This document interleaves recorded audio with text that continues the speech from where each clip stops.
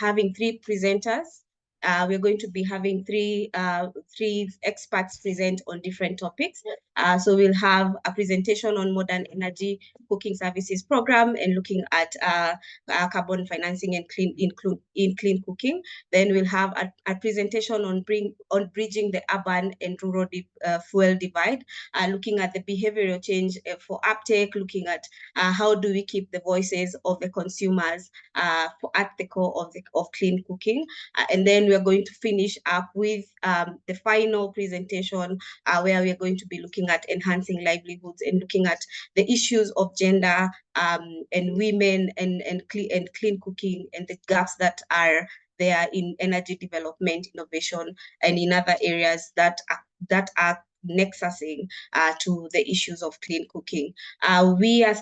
After the presentation, we are going to be able to have the feedback session whereby you are going to be able to ask your questions, you're going to be able to give feedback, you're going to be able to connect with the speakers and maybe give comments or issues that you feel have not been addressed during the presentation, and they can be able to take them up and present or give a comment to them. So to kickstart our program today, please allow me to introduce Madam Percy Amayo, who is a program manager at Society for International Development, the Africa office, under the Energy, Environment, and Climate Futures program, who is going to give us our key remarks before we start the conversation today.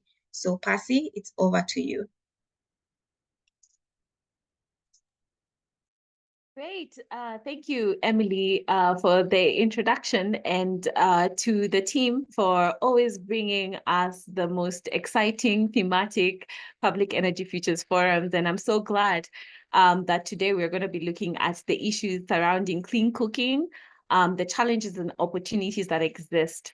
I think over the past couple of years, we've seen tremendous exploration of what a clean cooking transition looks like, both at national levels, continental levels, but even recently we saw a clean cooking forum being hosted internationally by the IEA. It's very curious to know what was discussed in those meetings, how the clean cooking transition in the continent affects the energy transition globally, and just to also understand beyond just transitioning out of dirty cooking fuels into more cleaner ones, how else can we rethink what clean cooking and a transition into clean cooking means? We have seen arguments about how what we are cooking in itself in terms of food can be also a source of harm to our health. What are we using beyond the cooking fuels, the tools and instrumentals that we're heating while we're cooking our food? How does it impact us beyond just the fumes and the emissions that come out of the fuels that we've seen used over time? But again, there has been planned today a panel of experts who are heavily experienced in the area of clean cooking, and who have the data, the information, and the knowledge that we need to dive into what clean cooking looks like in this country, what opportunities can we leverage, and what are those harmful things that we should keep in mind as we are leveraging this. For me, at a personal level, this topic is very important because I'm a lover of food, and I believe many other people here are. So anything that has to do with cooking is at the top of the agenda, both professionally and at a personal level. So without any further ado, I want to welcome on behalf of SID and our partners, the Heinrich Boll Foundation in Nairobi, to this dialogue. And we're looking forward to see some of the insights, perspectives, but also solutions to breaking the barriers and the challenges hindering us from a truly beneficial and a clean cooking transition in this country. So without further ado, welcome and enjoy the conversation. Emily, back to you. Thank you, Percy, and it's always refreshing to have you around and opening the forum for us, because you give us an idea of what the forum is going to be about. So without further ado, kindly allow me to introduce the moderator for this session, Duncan Kome, who is the program consultant at Society for International Development, who is going to be taking the next session in our discussion. So welcome, Duncan.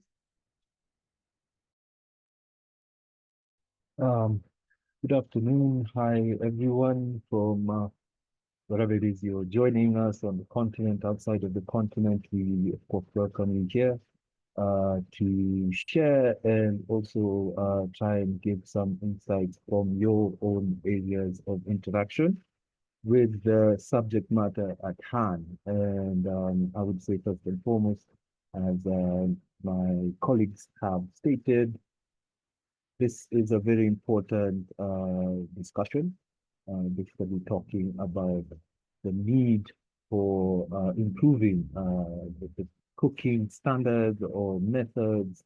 I think Pasi has mentioned something else to do with clean cooking besides the energy, which is cooking on utensils. I think we moved from cooking from earthen and clay pots to aluminium, and of course we know aluminium has some byproducts, and it can also do some damage when it gets into your bodies and our bloodstream. But these are the type of conversations that we want to have. And as we engage our panel of experts, we'd also want to land back on some of their insights in their areas of expertise and the various sectors that, because it's cross-sectorial, we can also understand what are the efforts that they're putting into place to sort of like try and shift us into the direction that we should be taking. I for one, try and understand this conversation holistically, and because it cuts across. I mean, when you talk about socioeconomics and social-cultural aspects of cooking, and the need for clean cooking then arises when we start talking about the effects that come out of burning some of these fuels. We can talk about biomass, we can talk about the preferred cooking method or gas that we now use, whether it's propane or butane gas. It also has its impacts when you're cooking it. I mean, the studies that have shown that there is some emissions that come from it. I mean, greenhouse gas emissions, methane, what formaldehyde also.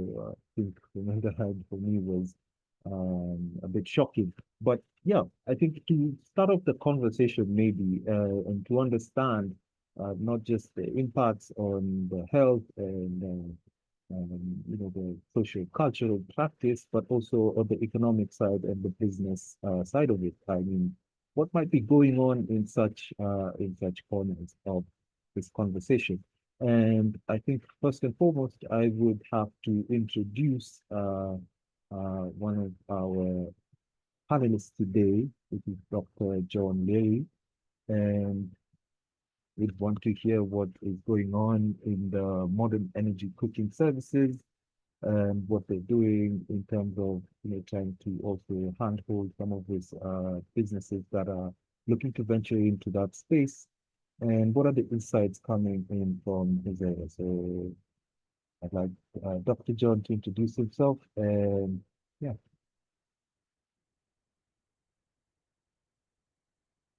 John, are you in? Hi, Duncan. Hi. Can you hear me okay? Absolutely.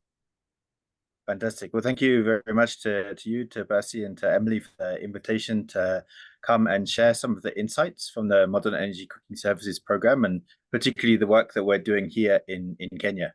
So yeah, my name is John Leary. I'm a senior researcher with the MEX program. I was very interested around this project that you have going on energy futures, because that itself was the framing for the doctoral training centre that I sat in Sheffield University in the UK, around thinking through what do energy futures, different energy futures look like. So being able to apply that knowledge now and look at a country context like Kenya and try and help think through what different options are available, what are the benefits and drawbacks from each of these different pathways, and then work alongside the key stakeholders within this sector to try and realize some of those different futures is a real privilege, and it's been a really exciting journey. So yeah, I'd like to share with you some of the insights from that journey. Emily, are you going to be sharing screen with the slides, or should I share screen now? Crispus is working on sharing this the slides. Crispus? Okay, all right. Yeah. Well, whilst that is Sharing right- happening, then yep, sorry. Sharing right now. Okay, let me give a bit of an intro to the Modern Energy Cooking Services program itself whilst the slides appear here. So MEX in itself is now an 8-year UK government-funded research and innovation program, funded by the Foreign Commonwealth Development Organization in the UK. It aims to enable people who currently cook primarily with biomass to transition to different forms of modern energy for cooking. So MEX has a variety of different mechanisms for doing this, including innovation challenge funds, country partnerships, and a partnership with the World Bank. And I'll go into some more detail about some of those specific engagements that we've had here in Kenya when the screen manages to show the slides. But basically, one of the big things that I think conceptually we've tried to do as a program is to really try to embed cooking within broader modern energy planning. So typically, cooking is seen as a separate problem to primarily electricity access, which in many countries is very much the focus of the energy sector. What we've tried to do over the past 5 years that the program has been running is to try and bring together those two sectors, to try and look at what are the synergies, what could be the benefits from tackling Dr. John, cooking and broader modern energy challenges. Sorry. So I'm trying to share your screen, but your presentation, but my screen is loading. Could you try and share it from your side? Yeah, sure. Just give me 1 second. Okay.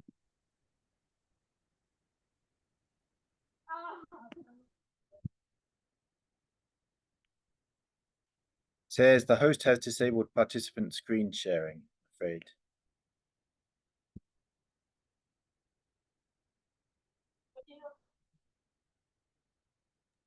Okay. Let me work What on would that. you As like you, us to do? Should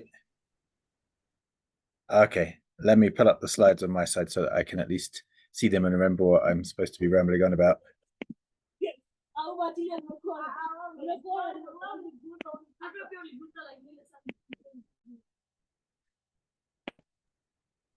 Apologies there for the technical errors.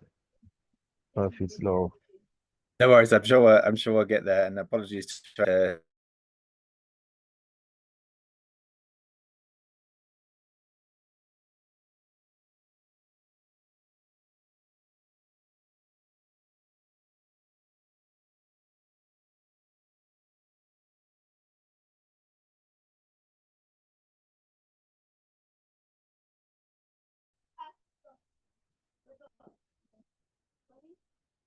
Hi, I think I just got booted out. Seems I'm in here twice now. Can you hear me still? Yes, we can hear you. Okay, I'm not quite sure what's going on, but yeah, let's carry on.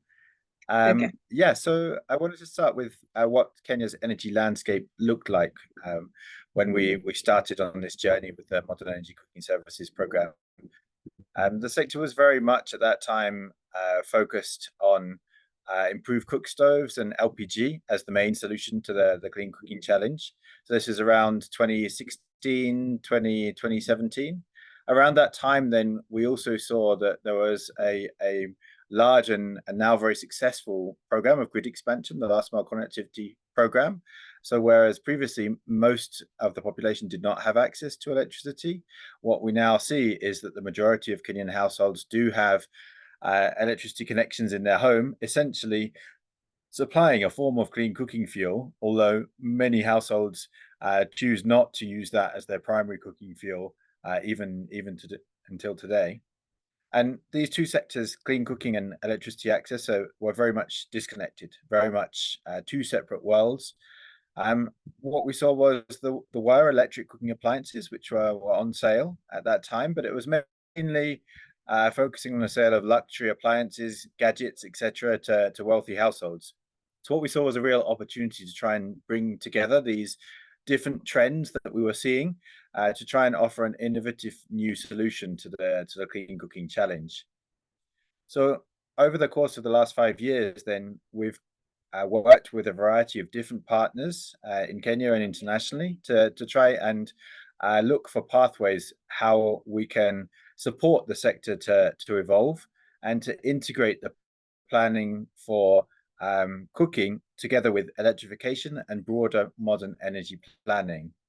So there is a very fancy graphic which you may see at some point if we manage to get the slides up. But just to pick some highlights from that, then 2017, we saw Kenya Power kick off their flagship electric cooking campaign known as Pikana Power. It had a big bang, but after that initial surge, then things died down a little bit.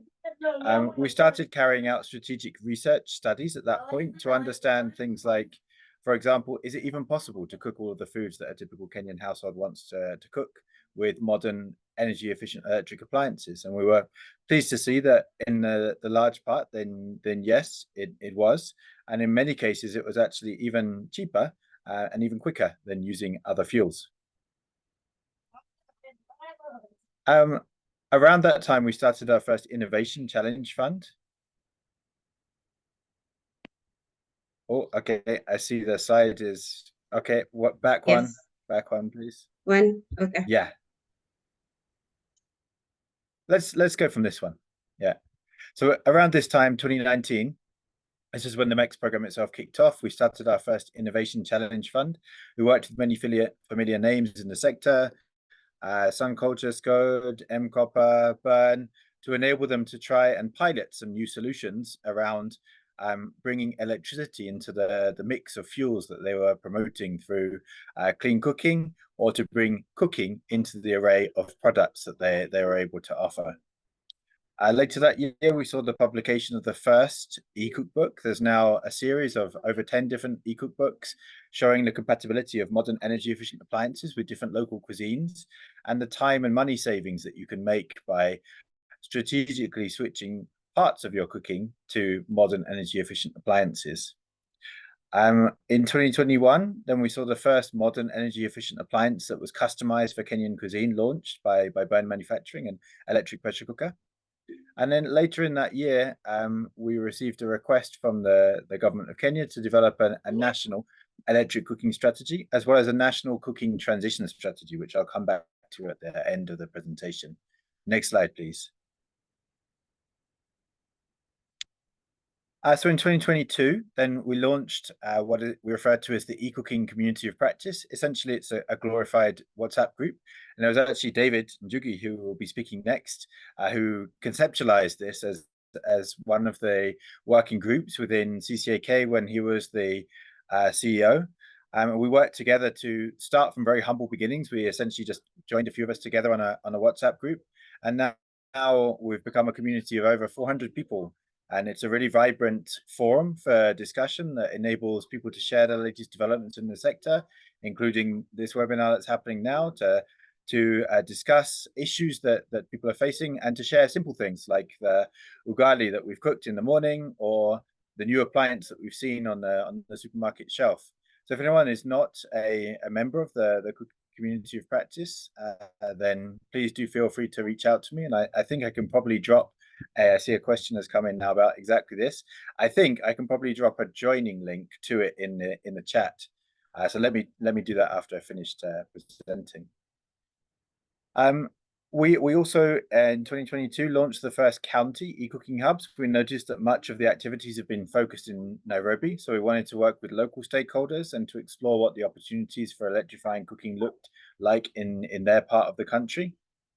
And later that year, we started on this pathway of developing the national strategy for electric cooking, understanding how do we scale up these kind of small and isolated initiatives that we've been working on into a national program which can scale up the electrification of cooking, contributing to both the universal access by 2028 clean cooking goal, as well as the sustainability of the power sector.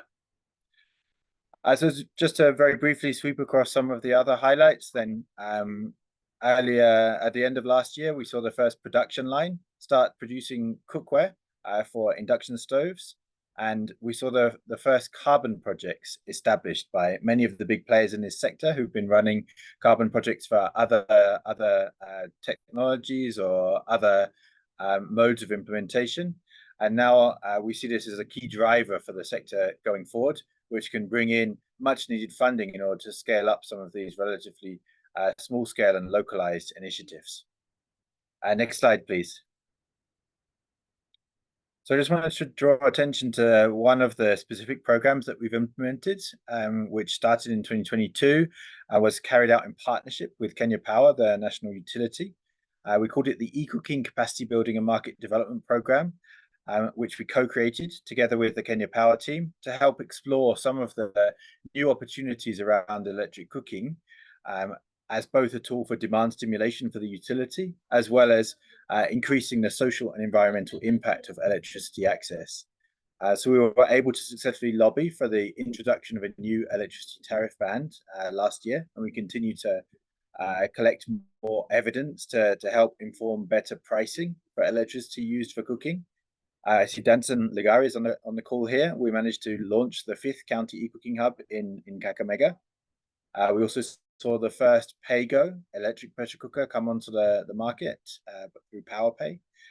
We had the MD and CEO of Kenya Power, Joseph Sirora, who was very new in office at that time, announce the kind of scale of ambition within the utility, aiming to have 500,000 customers cooking primarily with electricity by 2026.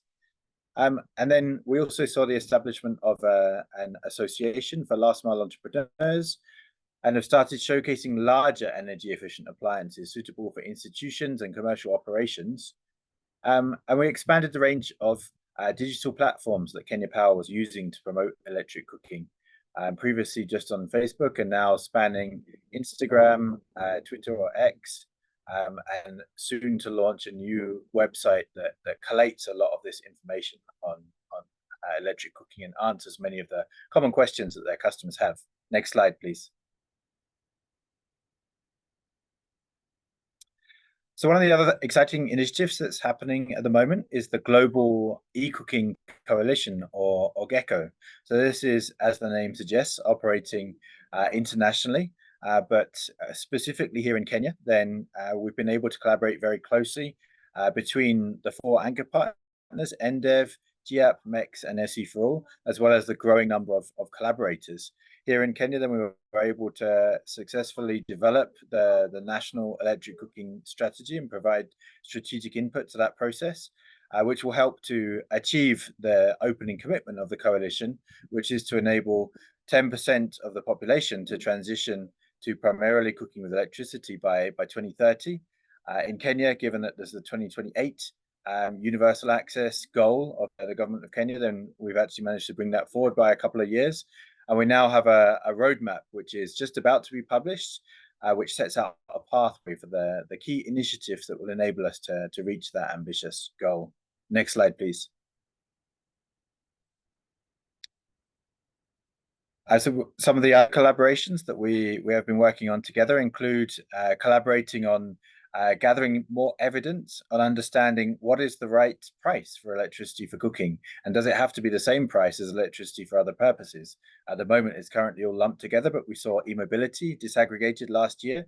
Now we're working on different mechanisms to disaggregate cooking loads from other household and institutional loads, and trying to work out what's the best price that enables the utility to maximize its revenue, but at the same time enables customers to gain the most benefit from their electricity connection.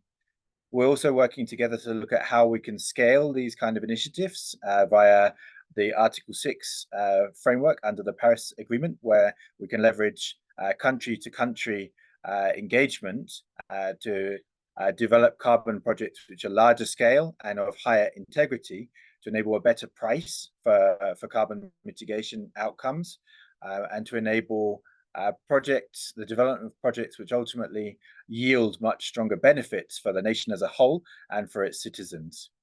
And let's roll on to the next one in the interest of time.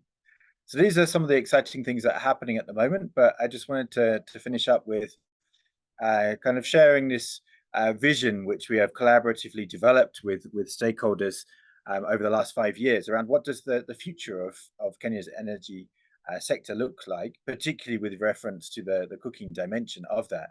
Next slide, please. So two of the key policy instruments that we have collaborated on that I think are really worth pulling out here because they embody this vision. The first is the Energy Transition and Investment Plan, and this is the first Government of Kenya document that I'm aware of that really showed what this pathway looks like beyond 2030, because many of the other documents are focused on that relatively short timescale window, but really looking longer term and looking at the 2050 horizon, particularly around the aspiration for net zero, and what are the mix of technologies that we really need to start developing today so that by 2050 we can have not only enabled universal access, but we can also enable decarbonization of the energy sector.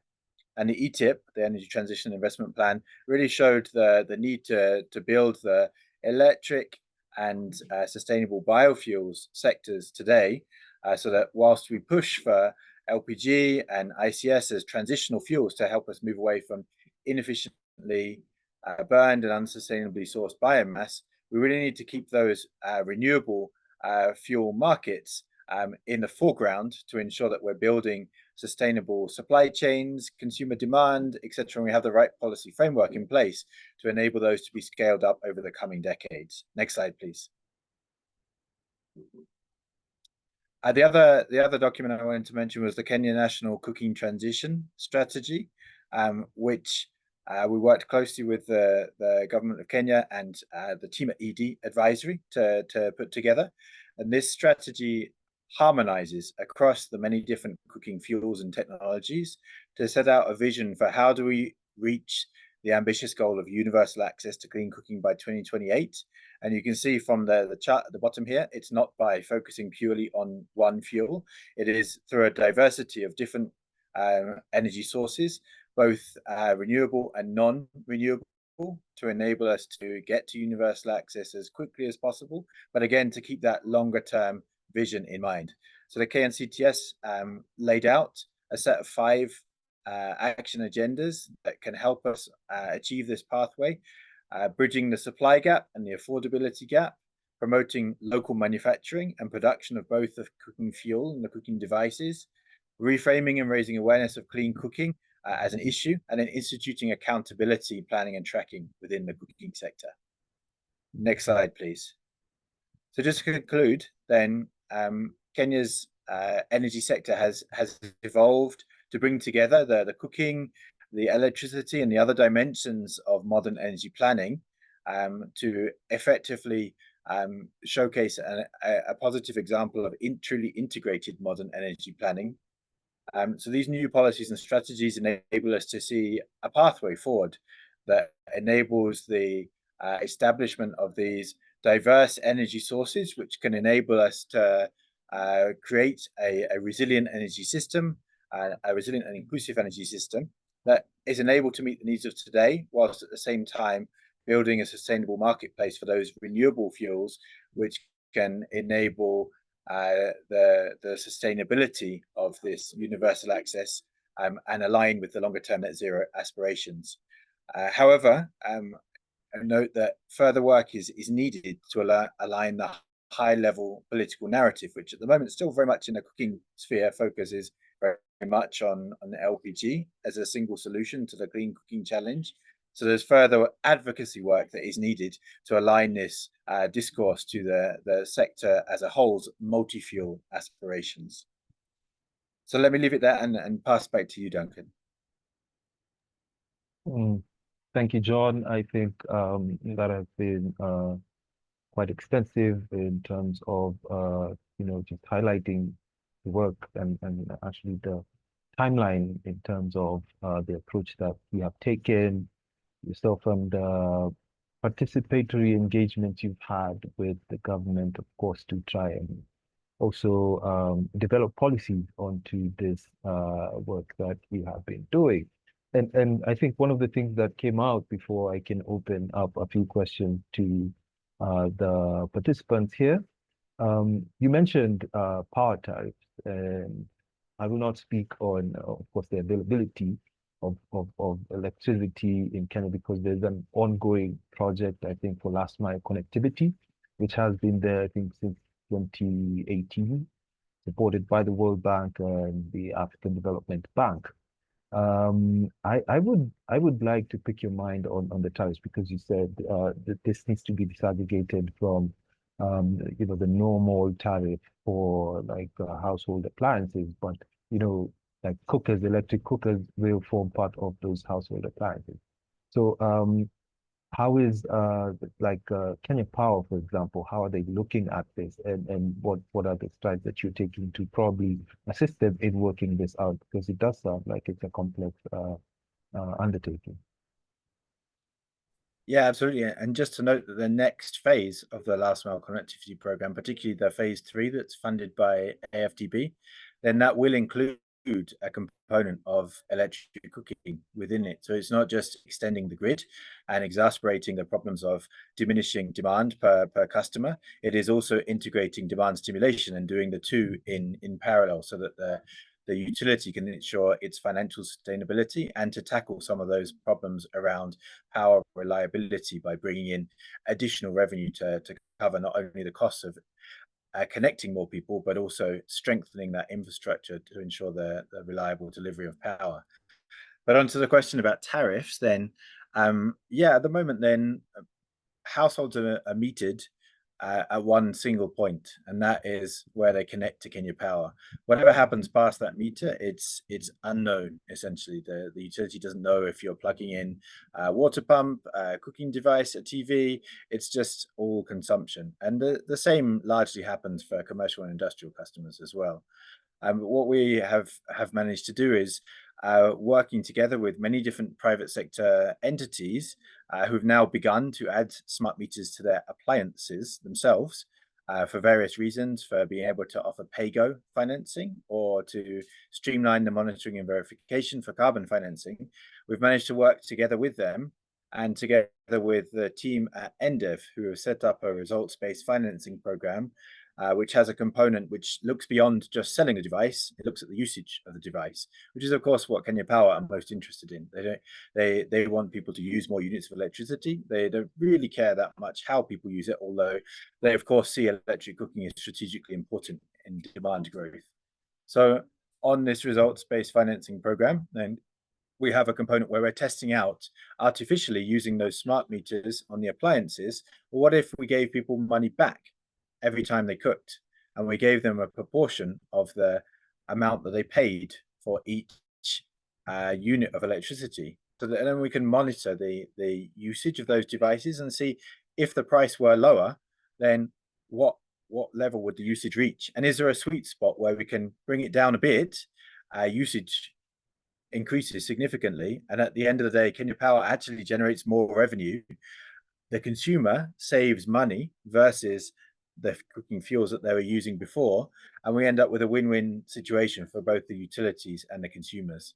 So that's an ongoing research trial at the moment, but one of the elements where we're helping the utilities to work out what is the right price for cooking with electric appliances. Great. Unless I see any hands or any participants willing to for a question to Dr. John here, we can swiftly move on. I don't want to close anyone out.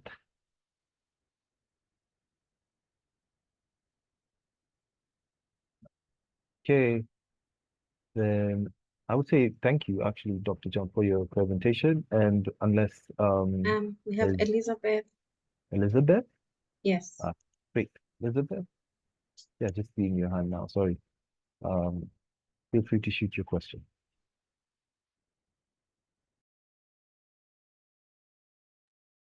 Elizabeth, you can go ahead and ask your question. Yeah, I'm just thank you for the very nice presentation. And from what I've heard, it's about things to do with policy issues, the developers of the e-quick e-cooking devices. But I'm just wondering what has been done to ensure that the end users of the devices have been sensitized to know that they can use e-cooking as a cheaper option. So what has been done as far as the end users are concerned? That's my concern. Yeah, good question. So there's been a variety of different interventions. So starting with the Beginner Power campaign that was run by Kenya Power, which is essentially targeting its customers and helping them to understand what options are available in terms of modern energy efficient electric cooking appliances, how they can use these appliances to cook their favorite foods, and how much it's going to cost them. We also have the Behavior Change campaign run by the Ministry of Energy, that is cutting across all different fuels and technologies, including electric.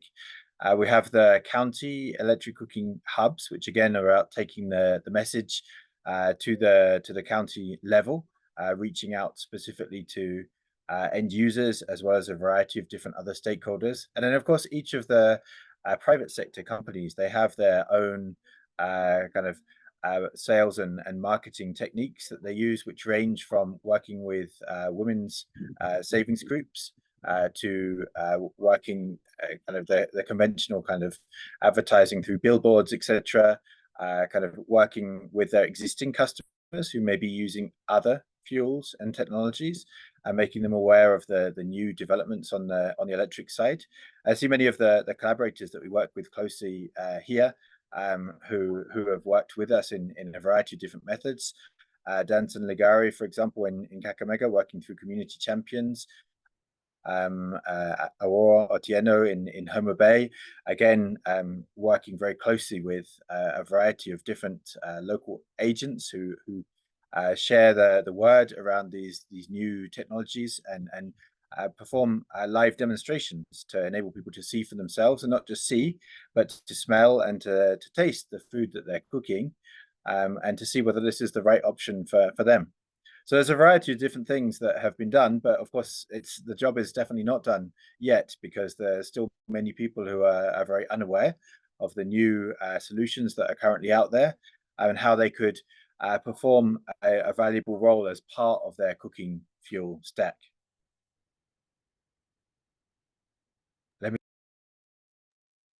Thank you for the answer. I'm satisfied. Okay.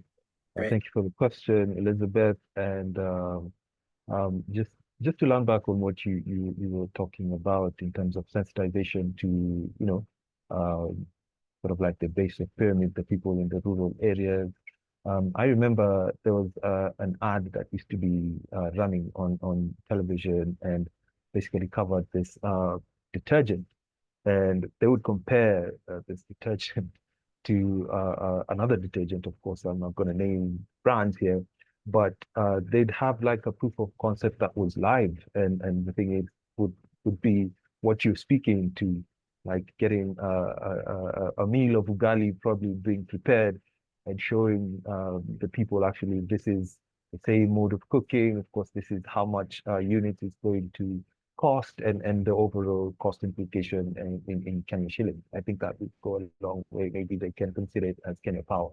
But yeah, moving on, I think there's a question coming in from Peter Weston, and he's asking, what are the lessons that have been learned from the lower electricity tariffs for electric cooking in Uganda?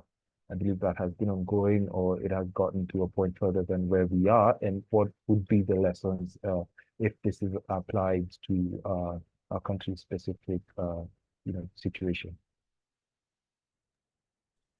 Yeah, so we're actually working closely with Umami in Uganda as well, and the same organization who are running an ongoing trial to evaluate the effectiveness of the electric cooking tariff there, A2EI. They're also working with us on the study that I mentioned earlier here in Kenya.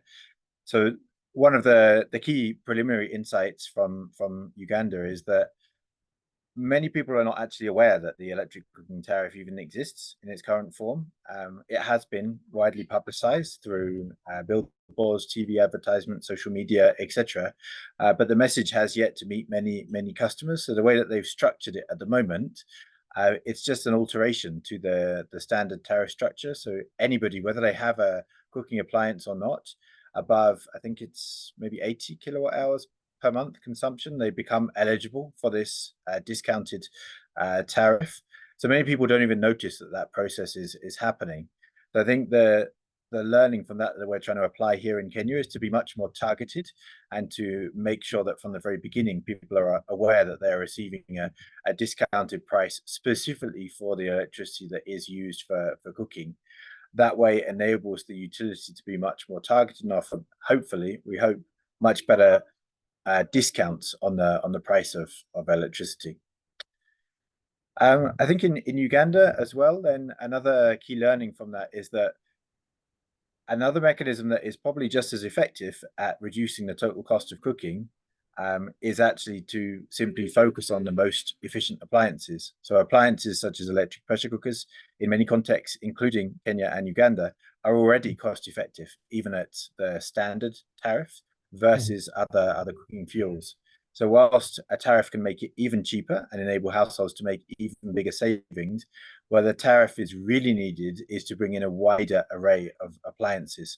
These are the slightly less efficient appliances like the induction stoves or the infrared stoves, etc., which at the moment are not at cost parity with other fuels, but through dedicated pricing could be brought down below the cost of other fuels and make an attractive option for consumers to switch more of their cooking to electric.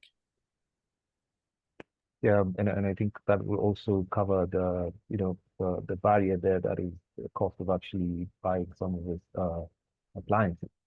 And maybe I can see Lorna has a hand up, so probably Lorna, you can ask your question and probably have one more, and then we can move on to the next speaker. Okay, can you hear me?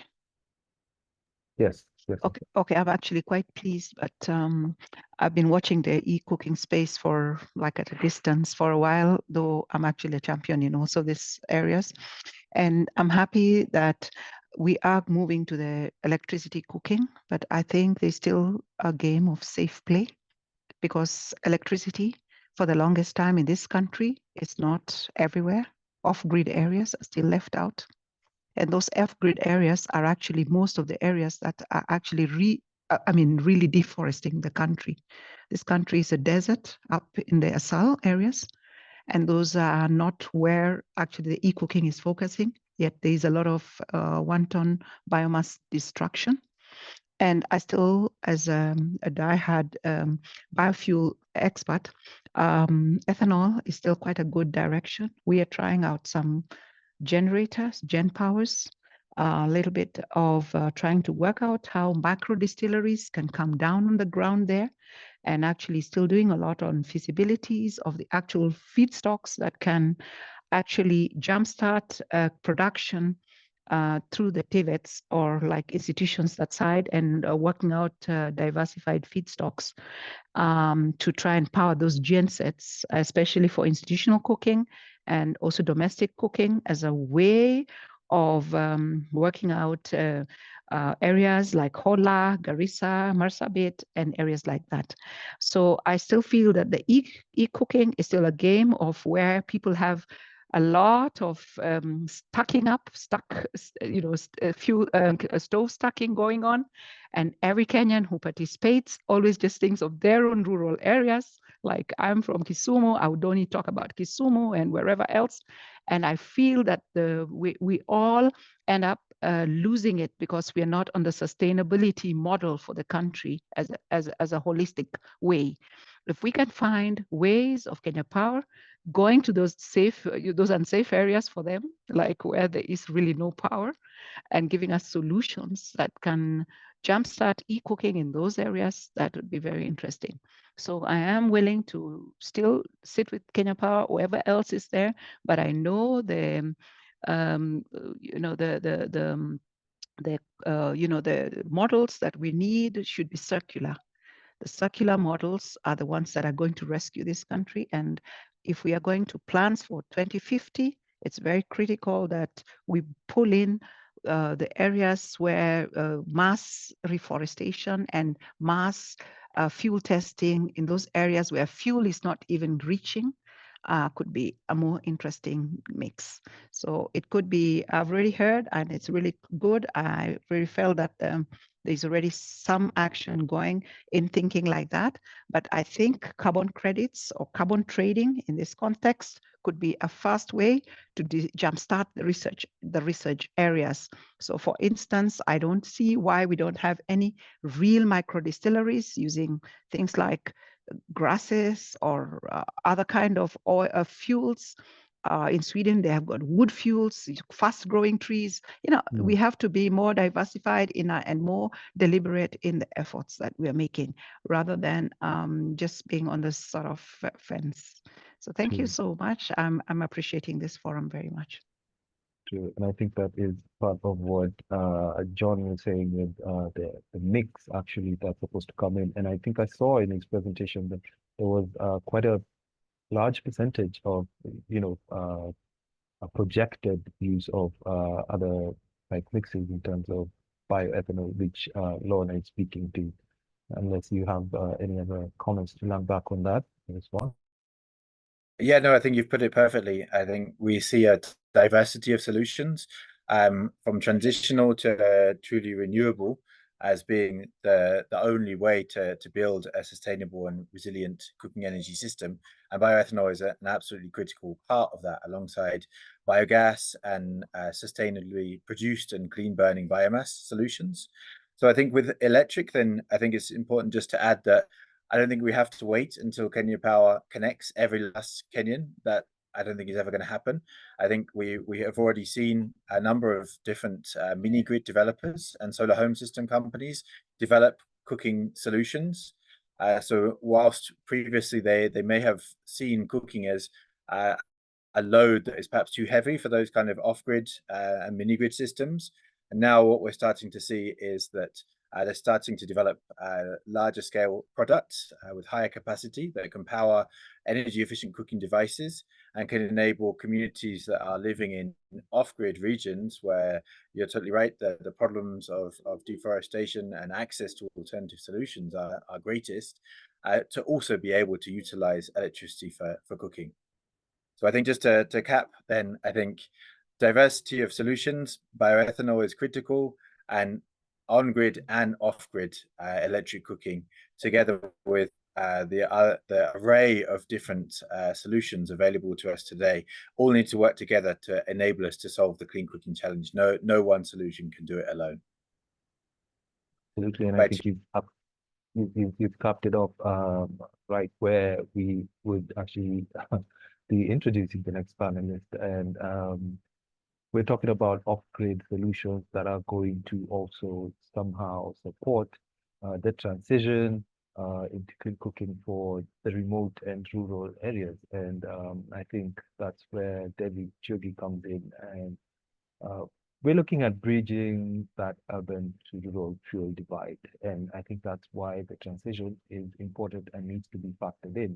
We're not just going to put a stop to something. I saw, I think in Trans Nzoia, where the governor just went to the ground and gave a number of his residents in Trans Nzoia, LPG cylinders. And of course, there are a lot of questions to think, even how this supply and delivery is going to happen at that remote rural areas. And I think that's the divide we want to have David here speaking to from the World Resource Institute.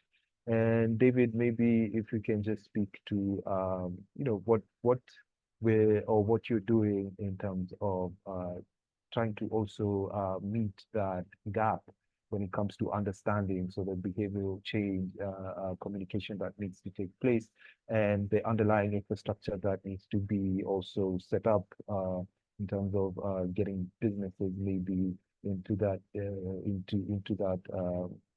type of developing their own models for access and delivery. So David, without much further ado, it would be a great honor to have you here and introduce yourself to the participants.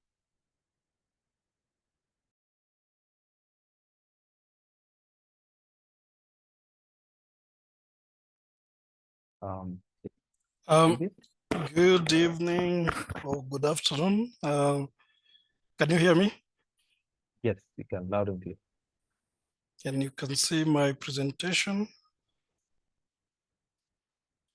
On screen. Can you see my presentation? Yes, Yes, we it is. can, David. Okay, perfect.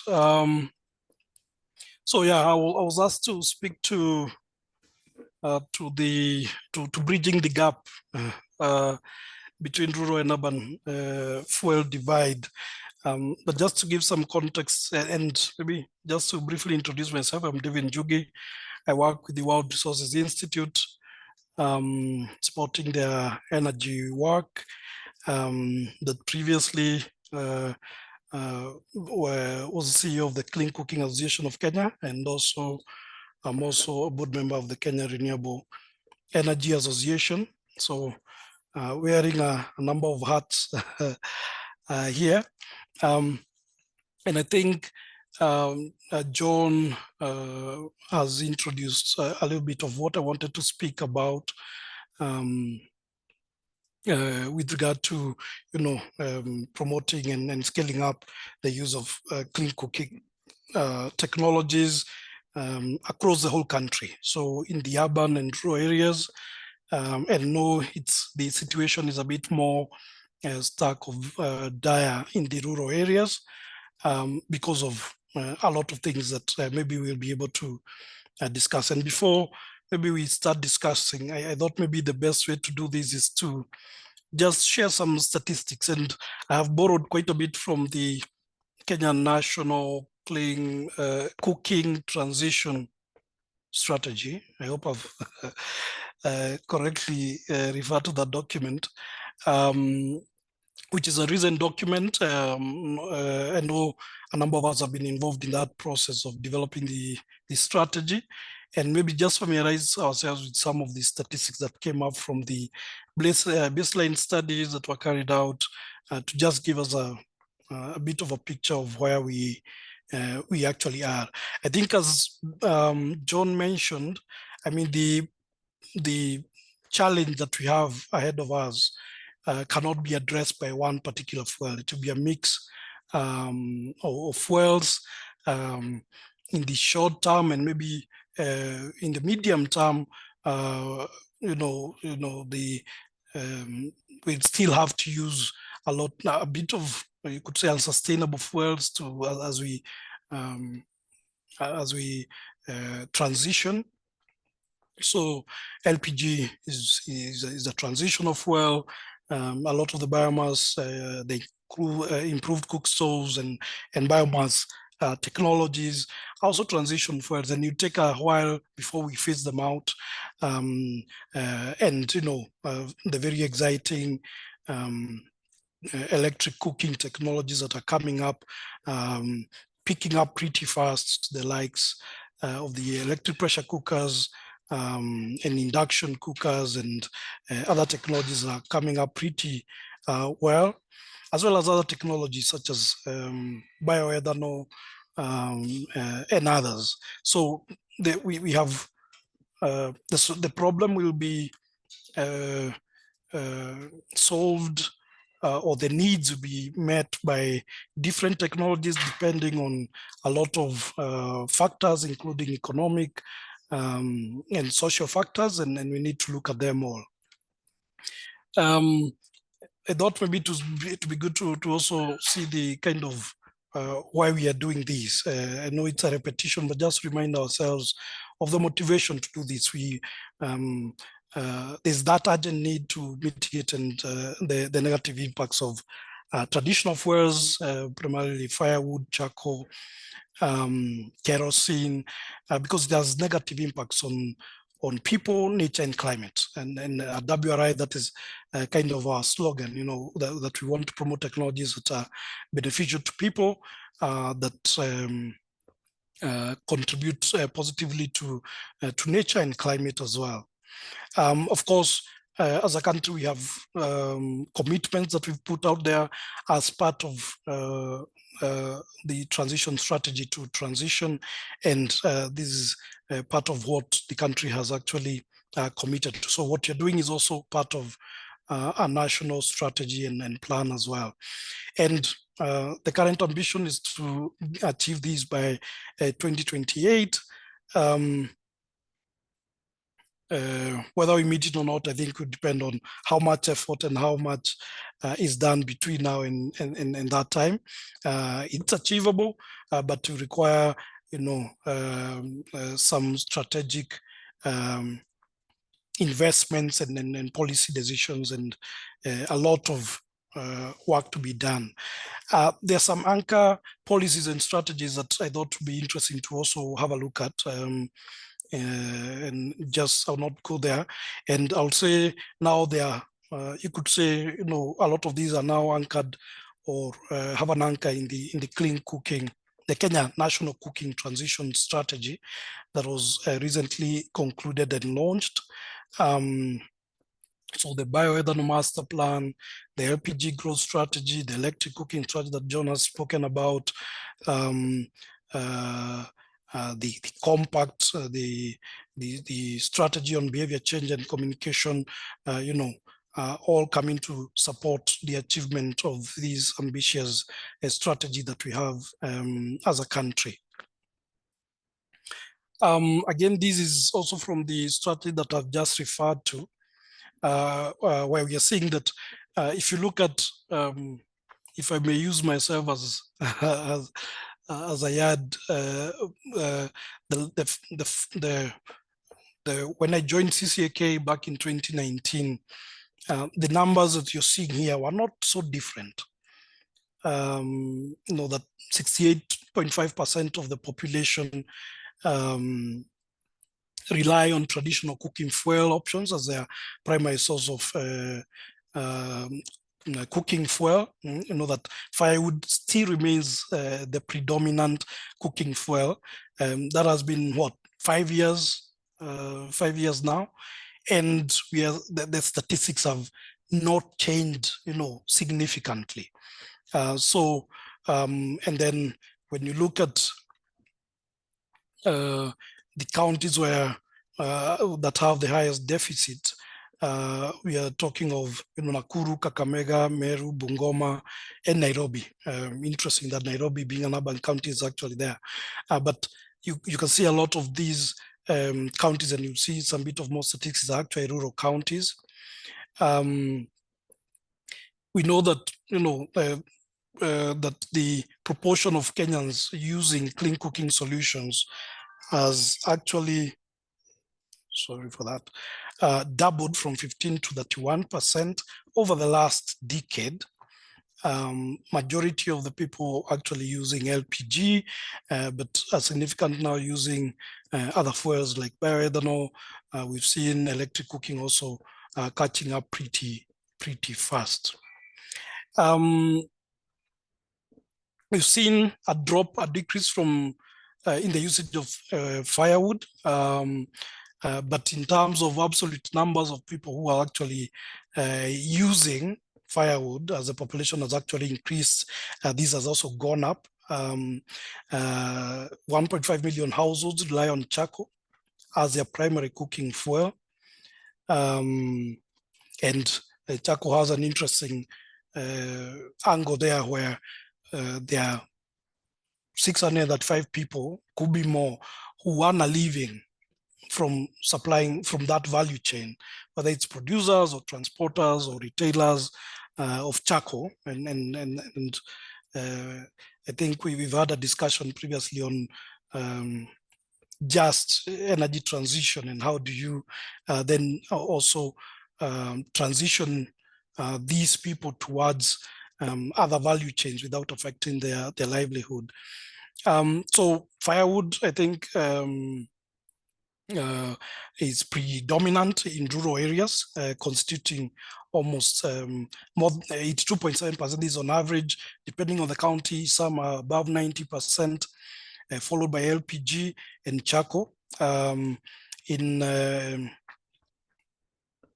urban areas, LPG is the primary cooking solution, accounting for around 63%, up from 54% in 2019. So we are seeing an increase there, despite the increase in the prices. Charcoal comes second, followed by kerosene, And kerosene has always had a very interesting statistic where it's more prevalent in in urban areas than actually in rural areas, for obvious reasons, space and availability of firewood, or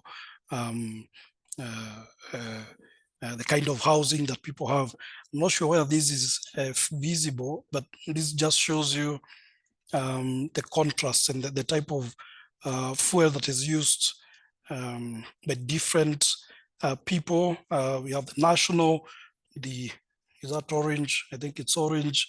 Refers to rural as well as urban is in green. So we can see firewood is predominantly used in the rural areas at 81% on average, with urban areas at 9.4, LPG 63% in urban areas, less at 9% in rural areas. On average, we are 31% nationally. Then we have charcoal, more prevalent in urban areas. We've got kerosene, which is also used more in the urban areas than in rural areas. And then, the other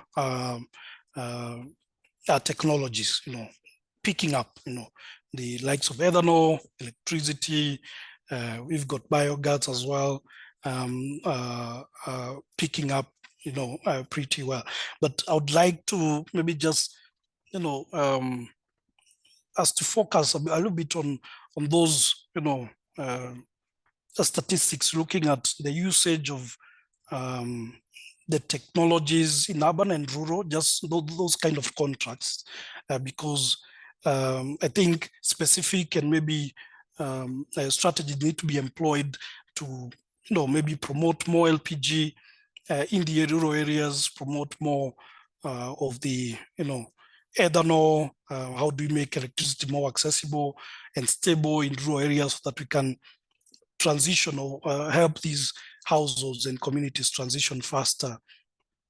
And how do we reduce the use of kerosene?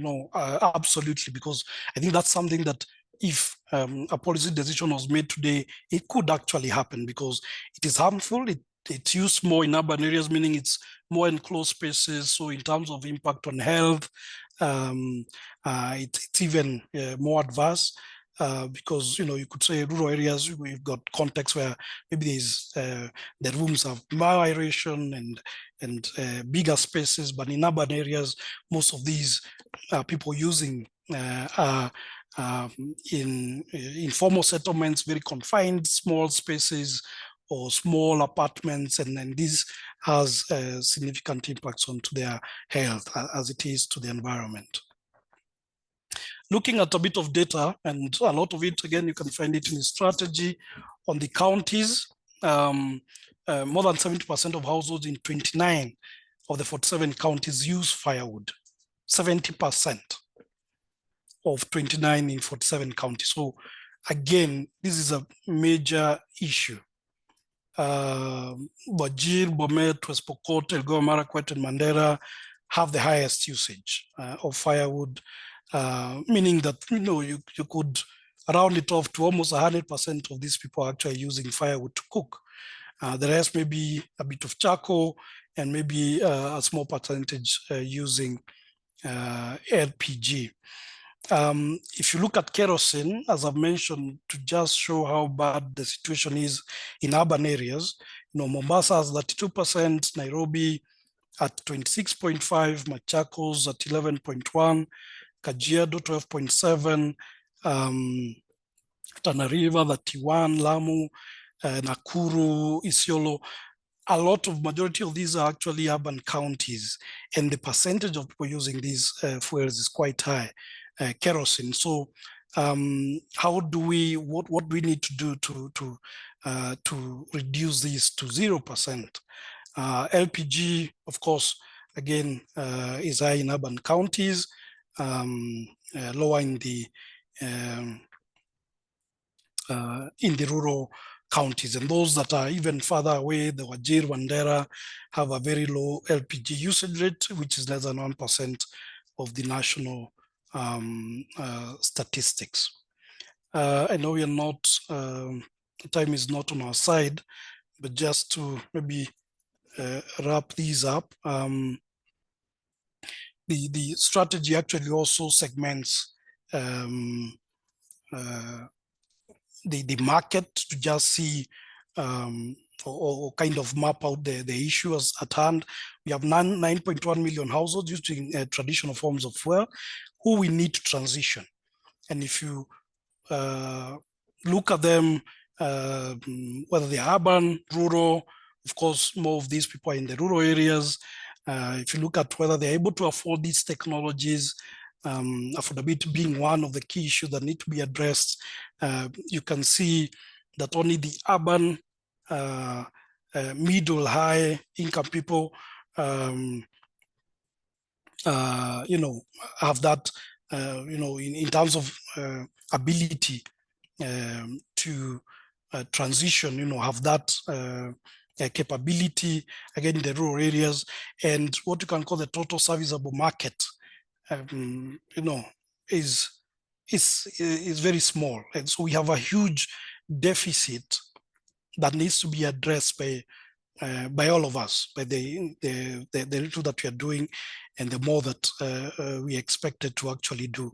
So just looking at these, gives you that, looking at the market, it's huge, but then there are key issues, and affordability is one of them that needs to be addressed for us to transition, and that is where the sustainability questions comes in.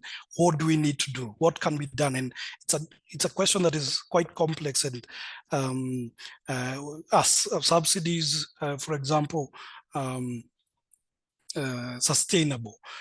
Do we need to? Can we sustain them? Can we? How do we, incentivize private sector to go supply these solutions in Wajir, in Mandera, in those hard to reach areas where, it may not make economic sense to do so? How do we reach all those communities? Just wanted to show you maybe a snapshot of how it looks for Nairobi County. As you can see, actually the first one, I think there's a mistake here. The first one is on primary cooking fuels.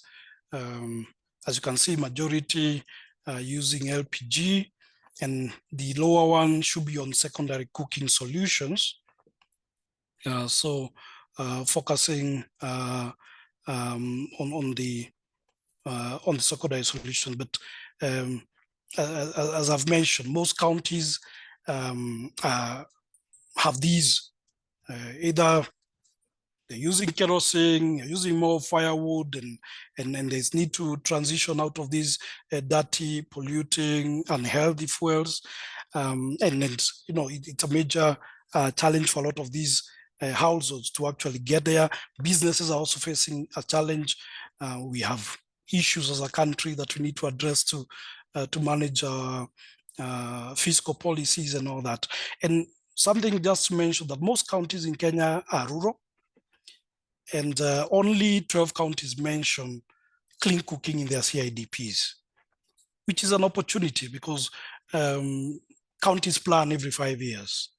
Counties are developing their county energy plans. How do we integrate clean cooking into these priority plans, whether it's in their CIDPs, meaning that it's budgeted for whatever intervention, whether it's awareness, whether it's what Trans Nzoia is doing, and maybe in a more sustainable manner, promoting these technologies out there. Barriers are both from the supply side and the demand side as well. And I'll not maybe go too much into it, and just highlight some of the key barriers that are being that needs to be addressed. But looking at the supply side, there are supply side barriers, there are supplies on the demand side, there are supplies that needs to address, or there are barriers that we need to address, like affordability, and I'll not go through all of them, but some of those are insufficient capital allocation even from the development side of view, there is need to have a more robust inter-government coordination and ministerial, because we have county, national, we've got different ministries that need to speak together, whether it's education and energy with agriculture because of the biofuels, whether it's trade as well. We've got the national treasury. How do we speak in as what? We've got national strategies, but they're not so well socialized with national treasury, with environment, with trade, with agriculture, with other health, for example. How do we better coordinate all these? Unpredictable fiscal policy, I think this is a nightmare for everyone. How do we have a fiscal strategy as a country that, you know, promotes the usage of these solutions to address these gaps?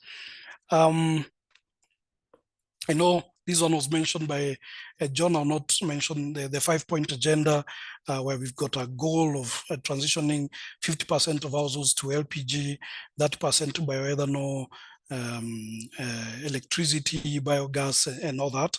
And it's a massive challenge that we need to all address, looking at promoting local manufacturing, bridging the affordability gap, creating and raising awareness, and you know, kind of institutionalizing all these into our policies, plans, strategies, our budgets. Those are just some of the costs and benefits of implementing this strategy. I think I will not go too much into it, but looking at the opportunities, you know, there's now the last 5 years has seen a tremendous focus on clean cooking. We can take advantage of that. We've got expanded access to electricity to promote electric cooking and this type of cooking and technologies. We need to take advantage of that. Data and digital innovations. Maybe just to speak, being selfish here, on the Energy Access Explorer, which maps out the supply and the demand side of electric cooking,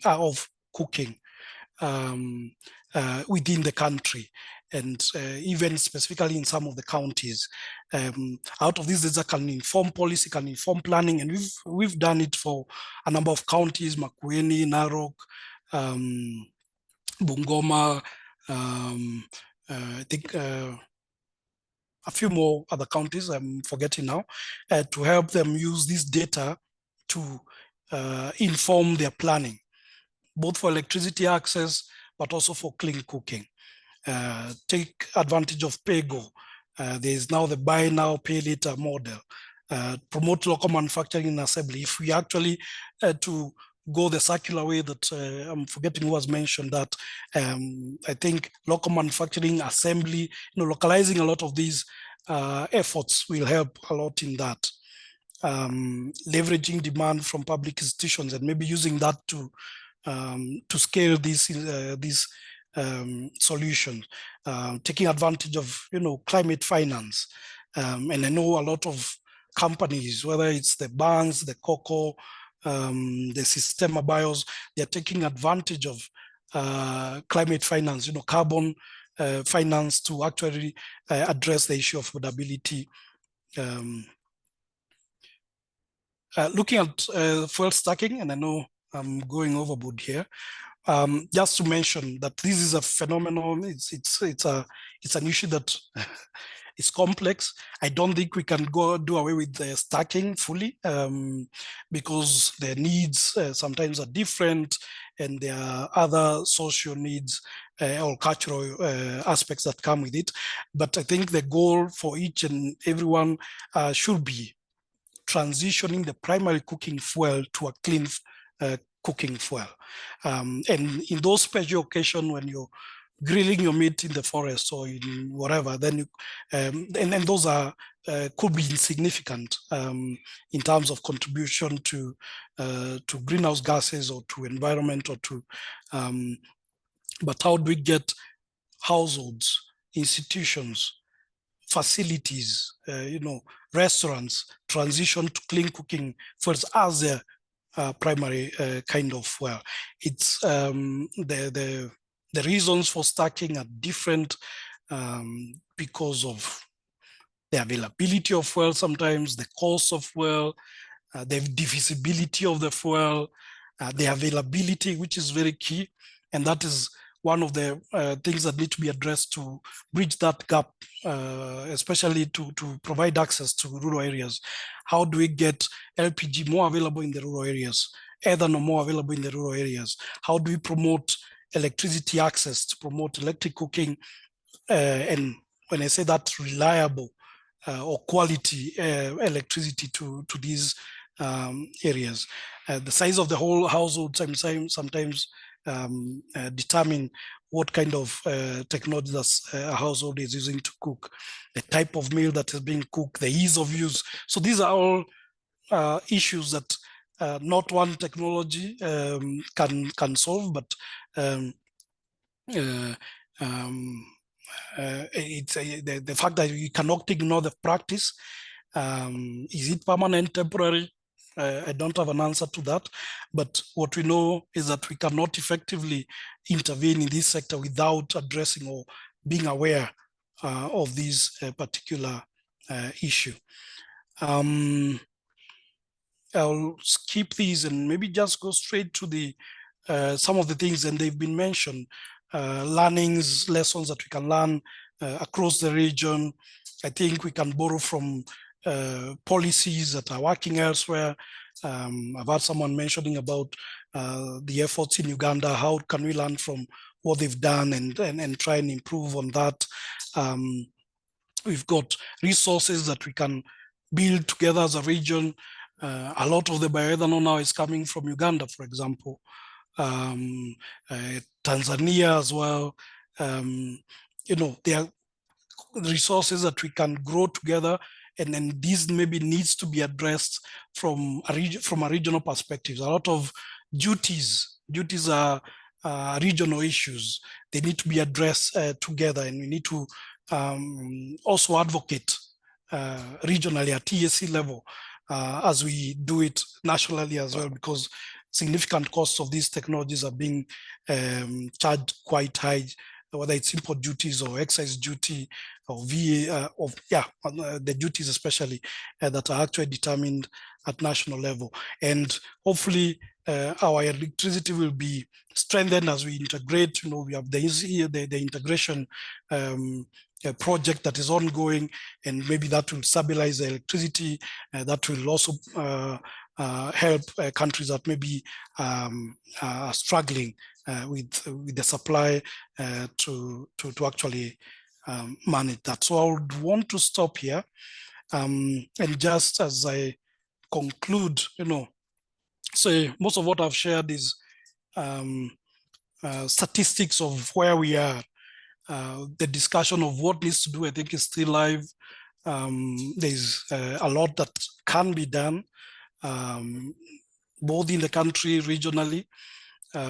We can learn from each other, but there are some key issues that need to be addressed for us to make sure that these technologies are equitably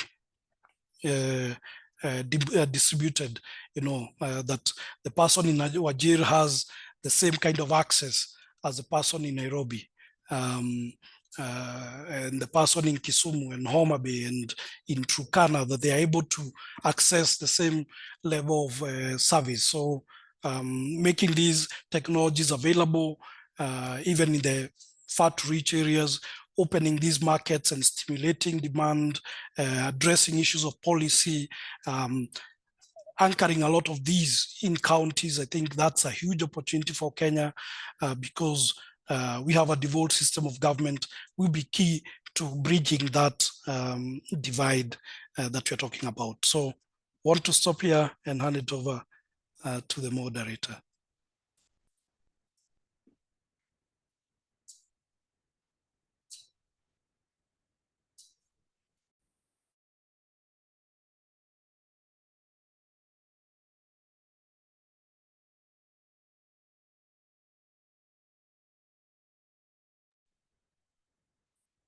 Hello? Okay, I think Duncan's connection is not working at the moment, but thank you so much for the I was afraid presentation. I was And speaking to myself all that time. no, I think he got disconnected at some point, but thank you so much for the presentation and very good data and information coming from looking at the issue of bridging the fuel divide between the urban and rural areas. And one key thing that I noted from your presentation was the need for the end user sensitization, because there is need for them to understand why the need for taking up e-cooking at the end, at the community level. There's need to actually accelerate that sensitization programs that are ongoing, and also the need to kind of bring up strategies for localizing manufacturing and scaling up some of the technologies that are being developed locally to be able to cover some of the e-cooking projects and technologies at the community level, but also if you look at when you're talking about stacking up, and this is more relevant, especially in the urban areas, you'll find many and a large percentage of users in the urban areas are still using the stacking up method, whereby you have several technologies that you're using at the community level, at your household level. So just to bring in some of the questions that are coming up, if you have a question, kindly go ahead and raise your hand, and then I'll give you a chance to ask your question. So let me see. Do we have someone raised who has a raised hand? Also, please, someone is requesting that you share your presentation. We'll be able to share the presentation as we go. After the meeting, we'll be able to share with you all the presentations that have been done for the day. One raising their hand.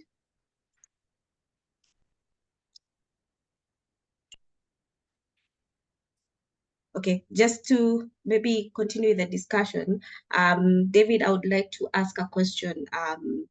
What do you think are the practical opportunities? And I know you have touched on these, some of the support that the rural communities are getting. What are some of the opportunities to support rural and home-based clean cooking innovations?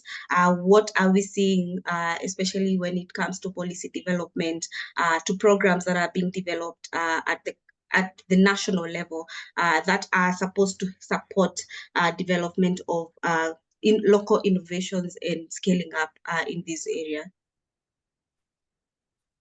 Yeah, there are a lot of very innovative. I've just seen something that Dorothy has sent me on WhatsApp, an innovation that she has. What is she calling it? Let me just promote her a bit here. Use a product that uses ethanol gel coating charcoal. I have no idea what that is, but we have a lot of innovations, whether they are the food warmers, whether they are the locally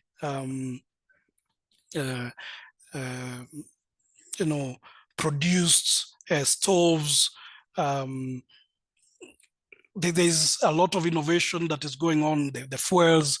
I know a lot of people who are doing briquettes, for example, at very local level, using local materials. And all these initiatives need to be supported. A lot of them are by women and youth, young people who are taking up these initiatives, and with the right support, meaning that if, for example, within those counties or the utilizing REREX, what are they called, energy centers, and we now have even e-cooking hubs, if we can do more sensitization, if we can have the counties, budget for to support these enterprises, whether it's giving them a place to work or advocating for some incentives access to capital, and this is both from the supply side, from these entrepreneurs actually getting capital to actually grow their businesses and expand or even start them, to the demand side, supporting the consumers to take up these technologies. We need to stimulate demand using various means, and one of them is facilitating this kind of access, whether it's financing for the consumer or financing for the supplier, so that they can able to start these businesses, scale up, and even at national level. So at county level, I think if we can get the counties, to take this particular challenge seriously, to plan budget for them, and I know there are counties that have, are doing or having some initiatives. I think if there's a county, I'm forgetting the name, that someone mentioned that they've been able to budget almost 80 million for clean cooking. I need to find out. I have notes of it somewhere, and they've done that over time. It's not been easy, but they've done it over time. So I think we need to share more of these stories. We need to communicate more. We need to have a national campaign to support these initiatives. And there are a lot of solutions that are coming from the grassroots that needs to, or can be supported. And some of these entrepreneurs are the same people who will be critical to scale up these other cleaner fuels, for example, like the ethanol or the LPGs, to distribute to the communities. So we need to support, of course, making sure that we are supporting them to produce quality and efficient technologies through, various means, some of which I have mentioned.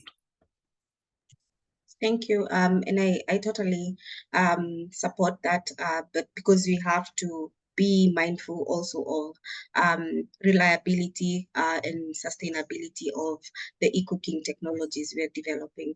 So that we go to the next presenter, I see we are 40 minutes past the hour. Vincent, I see your hand, but kindly allow me to give you a chance to ask your question at the end. I want to bring in Prudence, who is going to be doing a presentation addressing gender gaps and driving sustainable energy solutions. And then we'll be able to ask questions. Please, Vincent, allow me to call you after her presentation, and then we can be able to finalize with the questions that you might have. Prudence, the floor is yours. So much, Emily. And good evening, everyone. Just happy to be able to join the call today. So hearing the discourse from the different experts in terms of the work that they've been doing and where we are as a country in terms of increasing access to clean cooking. Yeah, so I'm Prudence Lihabi, the founder of Youth for Sustainable Energy. I also wear a number of hats, but for today, I'll be stepping in as a representative from Youth from Sustainable Energy. I don't know if you're able to help me share my screen.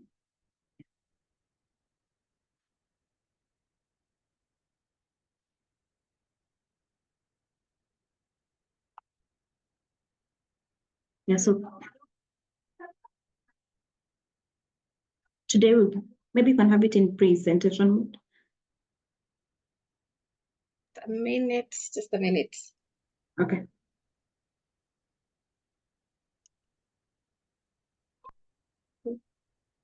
Okay. Yeah, so mainly today I'll be discussing how we can be able to address the gender gaps in driving sustainable energy solutions, and I'll take a case study of East Africa, but largely globally, so that you're just able to understand some of the gender issues and what is happening in the space.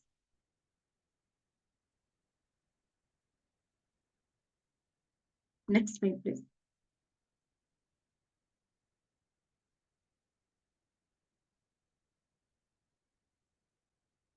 Yeah, so when we talk about gender mainstreaming, there's a pathway that you look at in terms of some of the things that are very important in helping people to transition to energy. And one of the three things that highly come out is, what should we talk about? Is it equality? Is it equity? Is it justice? So when we talk about equality, this is whereby we are giving everyone an equal opportunity. And from the first picture, you can see that everyone has been given equal opportunities. But you find that the one who is shorter is not able to view the football match as comfortably as the one who is taller, because all of them, they have a platform that is the same, but their heights are different. So despite the fact you're giving them equal opportunities, both of them may not be able to benefit from the opportunities that you've given them. And when you talk about justice, is whereby you remove all the obstacles and make everyone to be on an even field. So you'll find that some, like the one who is the shorter one in the picture, is really struggling to enjoy the match because he's shorter compared to the rest who are a little bit taller.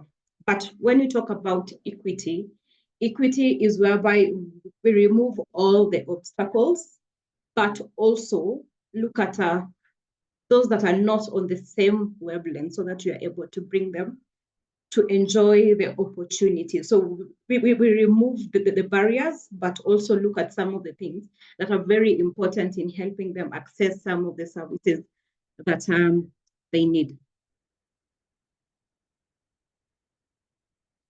Emilia?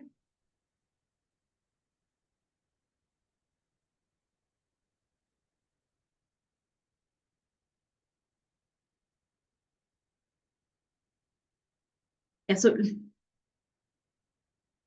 appreciating that men and women have different energy needs really helps us to understand how can we be able to plan for the men, but also for the women. And I like the description that UNESCO gives to gender mainstreaming in terms of how better can we be able to plan for everyone and ensure they have access to the resources. So it says that it is a strategy for making women's as well as men's concerns and experiences in an integral dimension of the design, implementation, monitoring, and evaluation of policies and programs in all political, economic, and societal spheres so that men and women benefit equally and inequality is not perpetuated.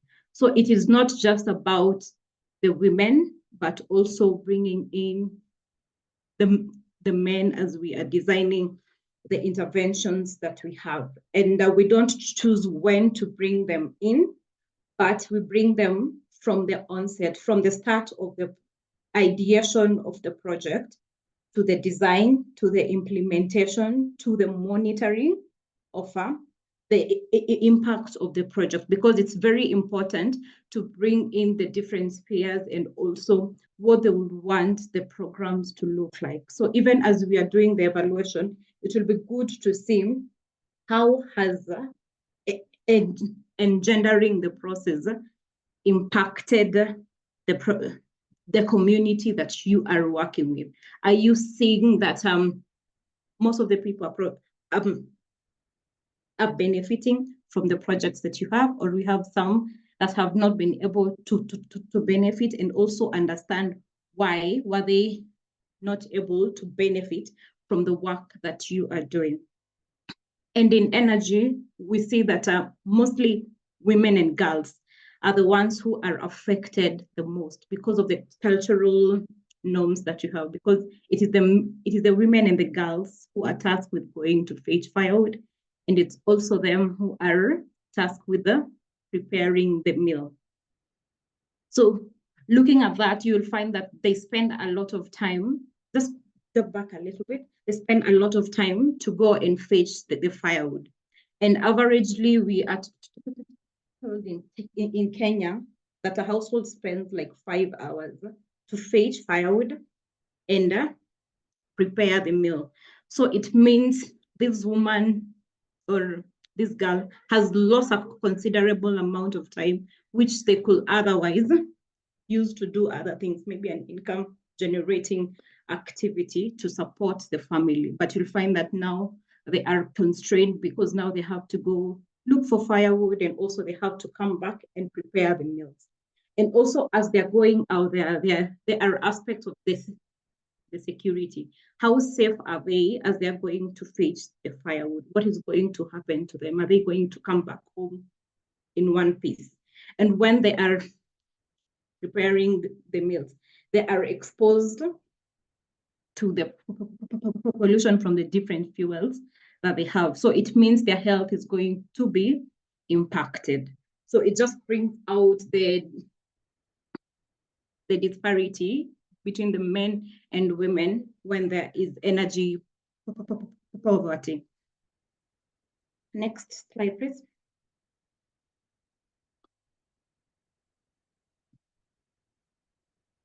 So how can we be able to enhance the livelihoods through clean cooking initiatives? So one of the things that we can be able to look at is economic empowerment, so that it is not just about transitioning to the clean fuels and the technologies that we are talking about, but also looking at a community that is empowered. So if you're able to shift the women from the traditional fuels that they're using, they're able to venture into income generating activities, because they will have saved a lot of time.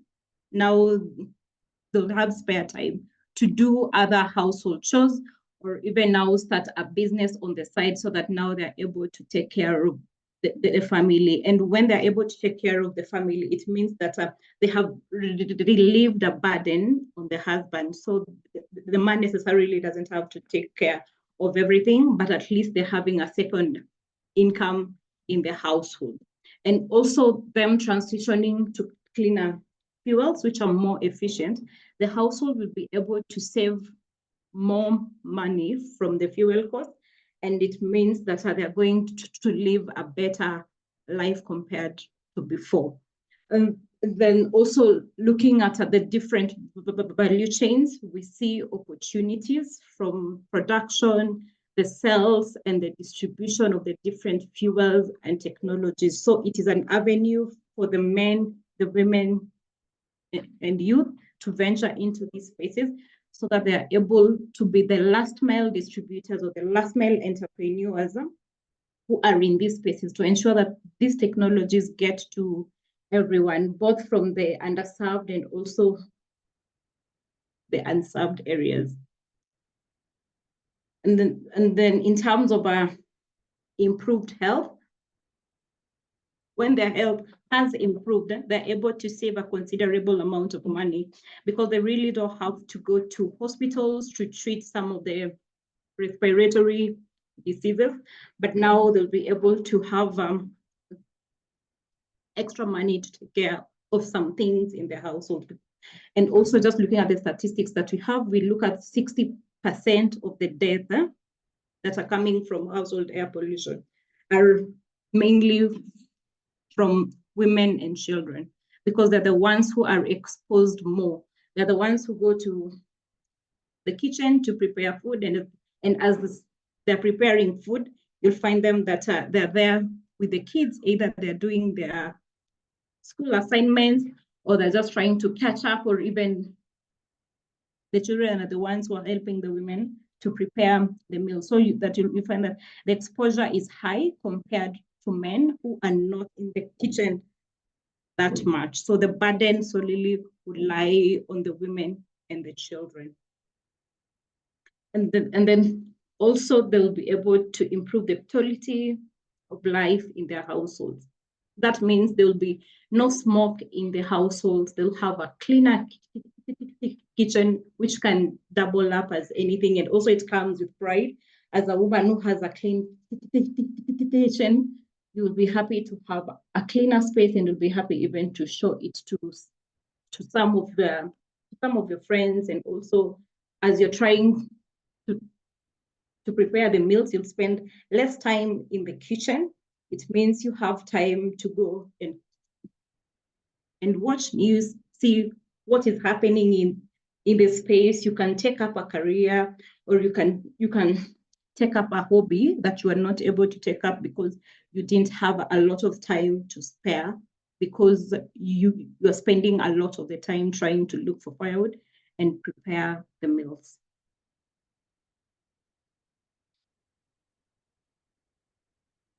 So how can we address the gender gap in energy access? Looking at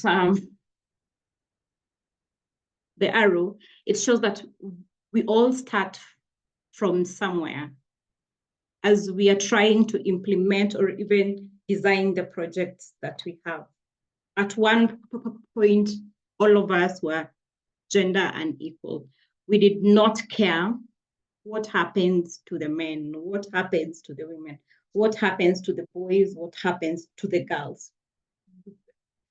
And also we were gender blind. We were not specific.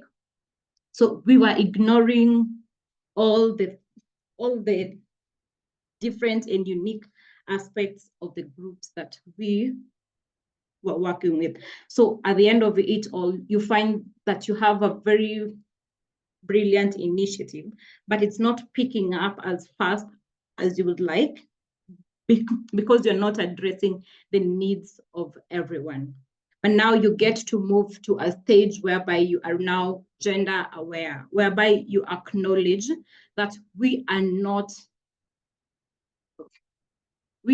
equal. We are special in one way or the other. And you'll find that our needs are very different. But now the problem of being gender aware is that you do nothing about it. You only know that we are different, but you do nothing about it. But now when it comes to gender responsive, where I hope most of us are, is where now by you acknowledge and consider that we have specific needs as men and women, so that when you are designing a project, you have the differences in mind, and you see how best can you be able to address them. And then for the most ideal where everyone should be at is now whereby we are becoming transformative. You understand we have a gap, you understand the special needs that everyone else has, but you are doing something. If it is a budget, you have made sure that your budget is gender responsive. So a good example is whereby we talk about for women to be able to access some of these technologies and fuels that are trying to promote the higher. You'll find that they're not able to afford them. But what are you doing about it? So if you're gender transformative, you're going to have a special budget within your project to make sure that women are able to access a loan with favorable terms so that they're able to transition. You are working with a group of last mile energy entrepreneurs, and you want to bring in people with disabilities. How are you going to address the challenges of mobility, ensuring that you have a budget to buy equipment that will help them easily move from one house to the other as they sell the products that they have? So that is being gender transformative, whereby you understand the problem, but also you're coming in with a plan and a solution to address and overcome the barriers that the different groups have.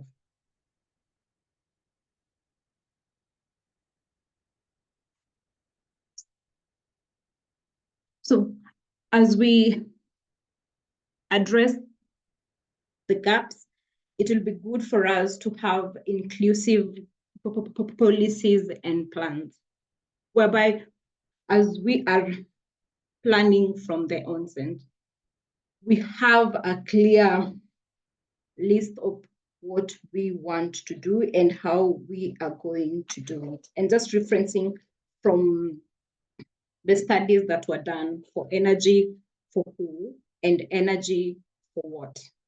As you are planning for energy access, who are you planning it for? Once you understand the people that you are planning it for, how does the population look like? How many are old? How many are young? How many are women? How many are men? How many have disabilities? Having all these in mind will really help you to come up with a plan that will fully address the needs of the community.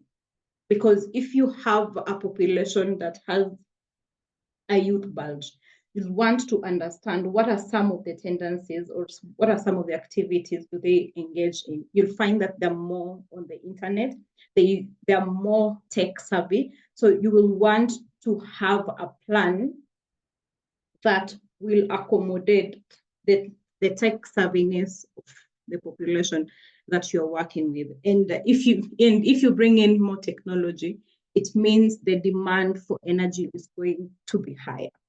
So it makes it very easy for you to plan for this segment of people. And as you're talking about the women, when you're planning for energy access for the women, you'll want to understand what are some of the things do they do. They are more on the household chores. So you want to know what are some of the appliances they use at home, what are some, and how much energy do they consume, and also for the men, trying to understand what are their energy needs, how best can you be able to plan for them, so that at the end of it all, you have ensured that everyone has been planned for. So making sure your data is gender disaggregated to speak to the different needs and also to speak to the different groups that you are planning for. And then also ensuring that we mainstream gender in energy policies, both at local and also at a regional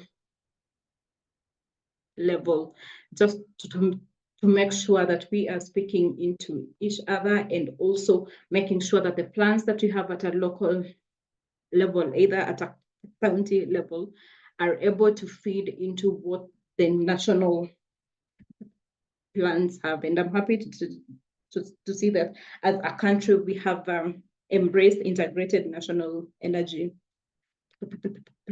planning, where gender and social inclusion is very key to make sure that every segment and every group is fully catered for. And then also, as we are doing the planning, we need to have a gender responsive budget, whereby we allocate resources specifically for the different groups and the unique programs or initiatives that we want to have to make sure that we are addressing the needs of everyone. And then also it will be very important to make sure that we have a public and private partnerships, so that we are able to pull the resources together and complement and amp up the efforts that each and everyone is doing, so that the government doesn't do everything on its own, or say that the gender policy that you have as a country is only for the government. So if you're able to come together as development partners, the private sector, and also the government, just to ensure that we have one goal and you're bringing our resources together to ensure that we are indeed supporting the different groups and their different energy needs that they have. The second thing, it is important for us to do participatory decision making, whereby everyone is involved in the different stages of the planning. so that all the voices are being heard, the different and unique angles are brought in to make sure that the plans are inclusive. And also just to make sure that the voice of the women is brought in, because looking at the energy sector, you'll find that women are underrepresented. So it will be good for us to bring them on board so that also they are a part of the planning, so that we don't plan for them and they're not a part of the table that is making the decisions. The third one is access to finance and credit, which is very important.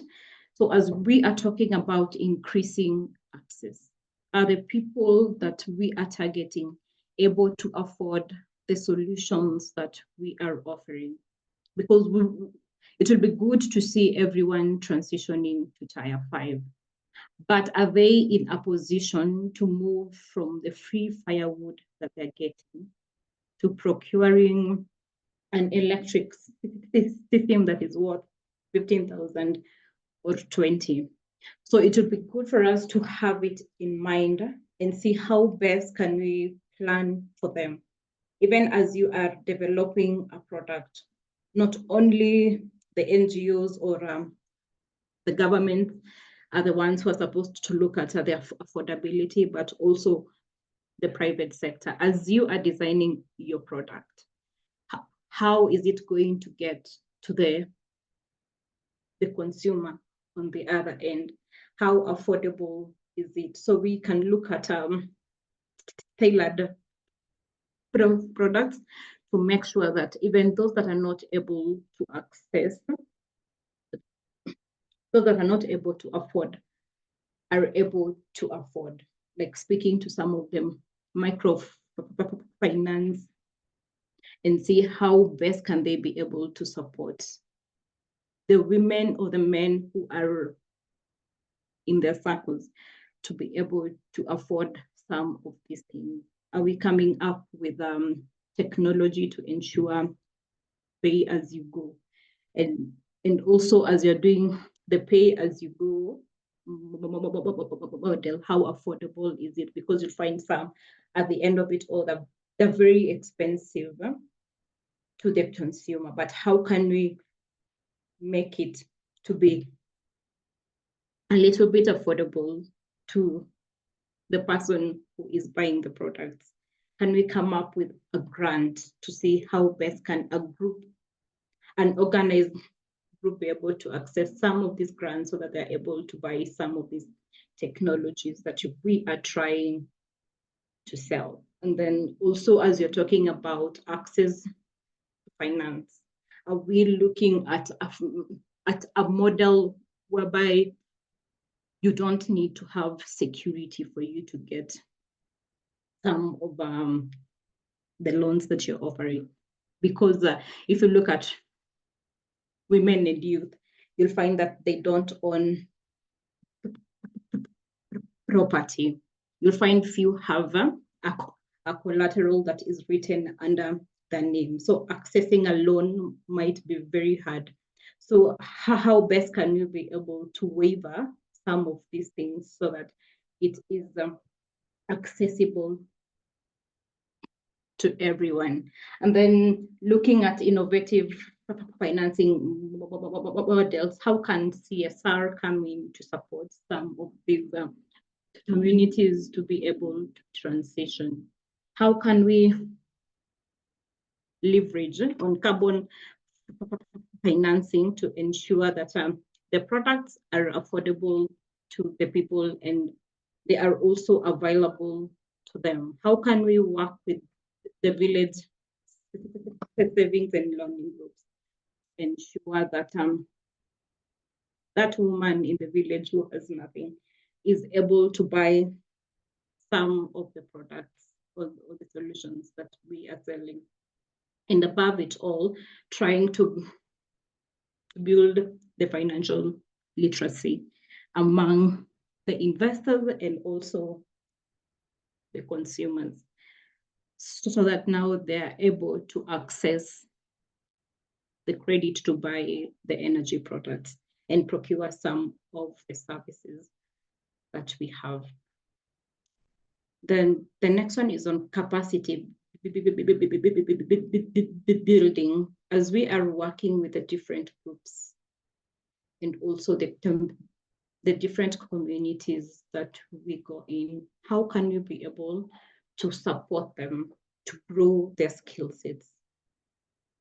Looking at the entrepreneurship angle through the different value chains.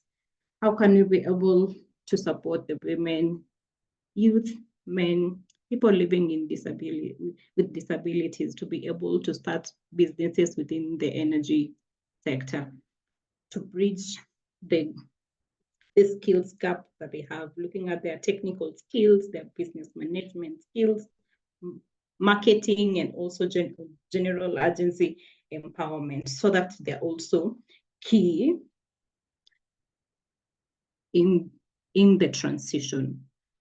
Then also just the technical training, especially for the women and youth, so that they're able to venture into these spaces, not only to sell the products, but also to be the ones who are doing the cladding, to be the ones who are doing the design work, to be the technicians, to be the people who are able just to be able to do the technical work and not just the soft skills, whereby we let them be as the sales agent. The next one is looking at the gender sensitive product design and distribution. So understanding everyone energy needs really help us to design a product that is going to cater for almost everyone. Like for someone who is living with disabilities, there's a cook stove, they might not be able to use, like an open fire, and someone doesn't have arms. So it becomes very hard for them to keep tending to the firewood because they are unable. But if we have a technology whereby maybe it can decode the voice and automatically be programmed, let's say, if you say it's number one, like the EPCs, if you say it's number one, it automatically understand it is meat and it makes your meat. So looking at innovations like those ones that are going to speak to the different segments of the communities that we are working with. And also for the distribution channels, which model works for who and where. So for the underserved or served areas that are very hard to reach, it will be very hard to go and set up a shop there. But it will be very easy to work with the community networks that are already there, like the women networks, the faith-based organizations, the community-based organizations, so that they're able to make sure that the product that you have, almost all the households are able to access it, but also not only just them selling the product to the households, but also being the agents that are going to provide the after sales service, so that the household doesn't buy a product and then it fails and then they have to dispose it, but they have someone who is able to support them throughout the after sales, and then also just being able to overcome the social and cultural barriers in terms of energy access. How are we going to challenge some of the norms that are already there in the communities that we work with? We really don't want to come in and seem as if we want to change the culture, but trying to see how best can you improve the livelihoods in that in that space. And I remember we were in Narok with the Maasais, and we were talking about LPG, we were talking about electricity and all that. And there was a woman who said they are Maasais and forever will remain Maasais because their problem is different. So even if you're trying to sell to them a higher tier solution, you should be able to address some of the social aspects that they're having as a community. Because she mentioned that their kids have to go and tend to the cows and the sheep, and it might rain, so they have to come back home and look for something that is warm to get the warmth. So if it is an LPG, it's not going to address the heat issue that the house has. So how best can you be able to sell LPG to a Maasai without seeming as if you want to change the whole the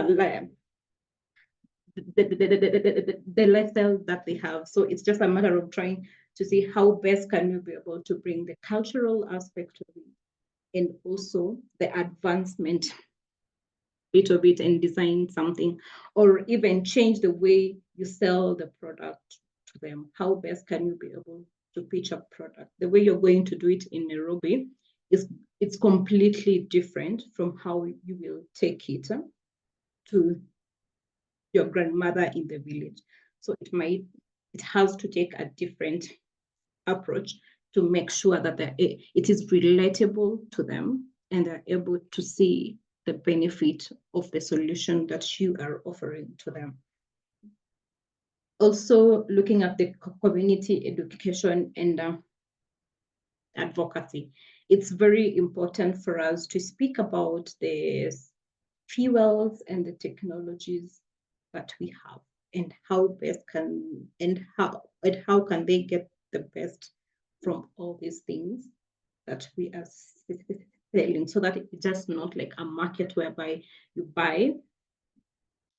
they buy, but they're also able to understand how to use the equipment in case anything happens. Who are they able to link up with to support them for the operation and maintenance work, and also for them just to appreciate the transition. It's not just about the technology, but also a lifestyle change and just trying to empower them as a community. But also the sensitization does not end at a community level, even for the policy makers. Do they understand why we want to take a gendered approach? If they don't, it will be very hard to get the buy-in from them. And we want them to be on our side because they are the lawmakers. So if they're able to understand the why, it makes it very easy for them to support some of the laws, some of the policies, some of the plans that we have. So it is very important, even as we are raising awareness to the communities, also to speak to the lawmakers to understand why we are taking a gendered approach in energy, increasing access to energy. Next slide, please. So just to summarize with what is happening at a global scale and also locally in terms of trying to champion for gender in energy access, we have a number of policies, strategies, and plans and frameworks that are out there, just to see how best can we be able to ensure that the transition is inclusive and no one is being left behind. And on a global scale, we have the SDG 5 and the SDG 7, which is like the mother of all this other, whereby we are trying to draw and see how best can the plans that you're making be inclusive. And also we have the UN's Gender and Energy Policy Guide, which is a toolkit just to help different countries integrate gender the perspectives in the policies and the different programs that they're doing. And then also we have the Gender and Energy Compact, a compact under the UN Assembly, just trying to see how best can we catalyze the actions to ensure that we have gender equality and also empower the women to accelerate a just, inclusive, and sustainable energy transition. And then at a regional scale, some of the policies and strategies that are there, we have the African Union Gender Strategy for 2018 to 2027, which is more of a guide and a provision just to see how gender equality can be mainstreamed in energy access and integrating different gender considerations in the Africa's energy and climate strategies. And then also we have the SADC Gender and Development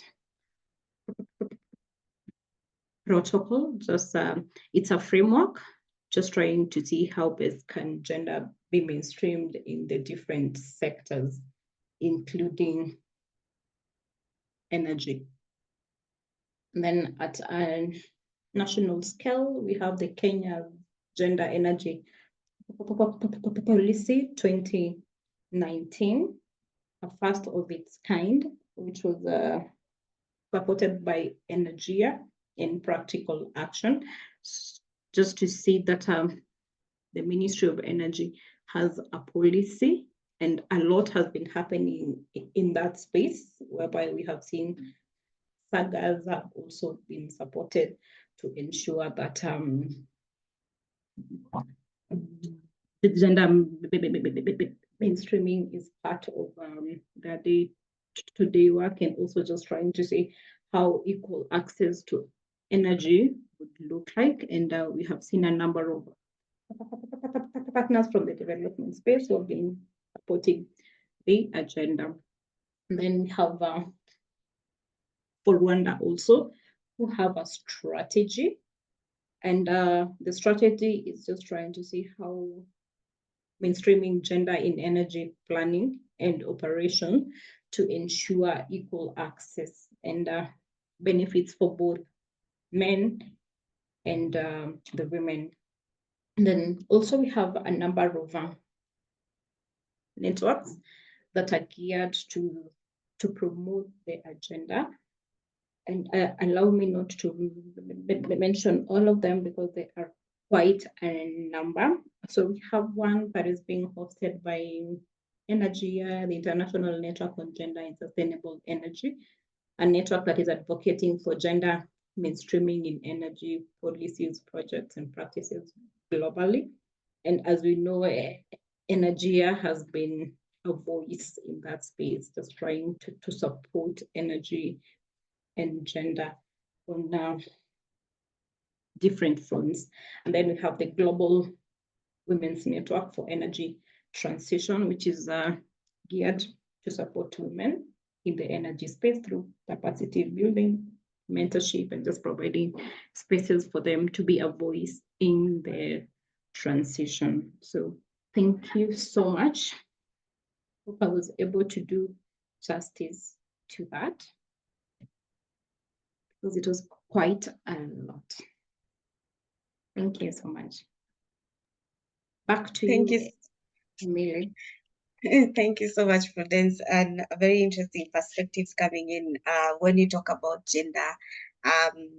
So many aspects are thrown out in terms of what is supposed to be understood about gender, and most people only go to women and thinking about gender from the perspective of women. And listening to your presentation and understanding that there is more to do with gender and not just the women perspective, but it all covers every other person in the community, and bringing out the issue of getting to a position where we are gender transformative, we are being able to include gender and mainstream gender in most of our sectors, development, and also in innovations in other areas. So thank you so much for the presentation. Very interesting perspectives in highlighting the key issues on community engagement, participation, which are left out, especially in development of energy projects, because you find you're developing energy technology for people who are going to be using it, and if you don't include them in the development process, then they are left out in terms of understanding how they're supposed to be including or taking up these clean cooking technologies in their communities and in their homes. So just to bring in, I know we are past our meeting mark. We were supposed to be stopping at 5 but I want to just take 2 questions for you, Prudence, and also as we are almost finalizing, I remember Vincent was had a question that I was not able to give a chance to. I would want to give Vincent a chance to ask his question, that is, if he's still in the meeting. And then if you have a question for Prudence, please raise your hand up, and then I'll give you a chance to ask a question. And maybe for Prudence, as you're waiting for someone to come in and ask a question, I would like to ask, from your perspective, how far are we as Kenya? How far have we gone in terms of mainstreaming and implementing the gender policy that we have under the energy ministry?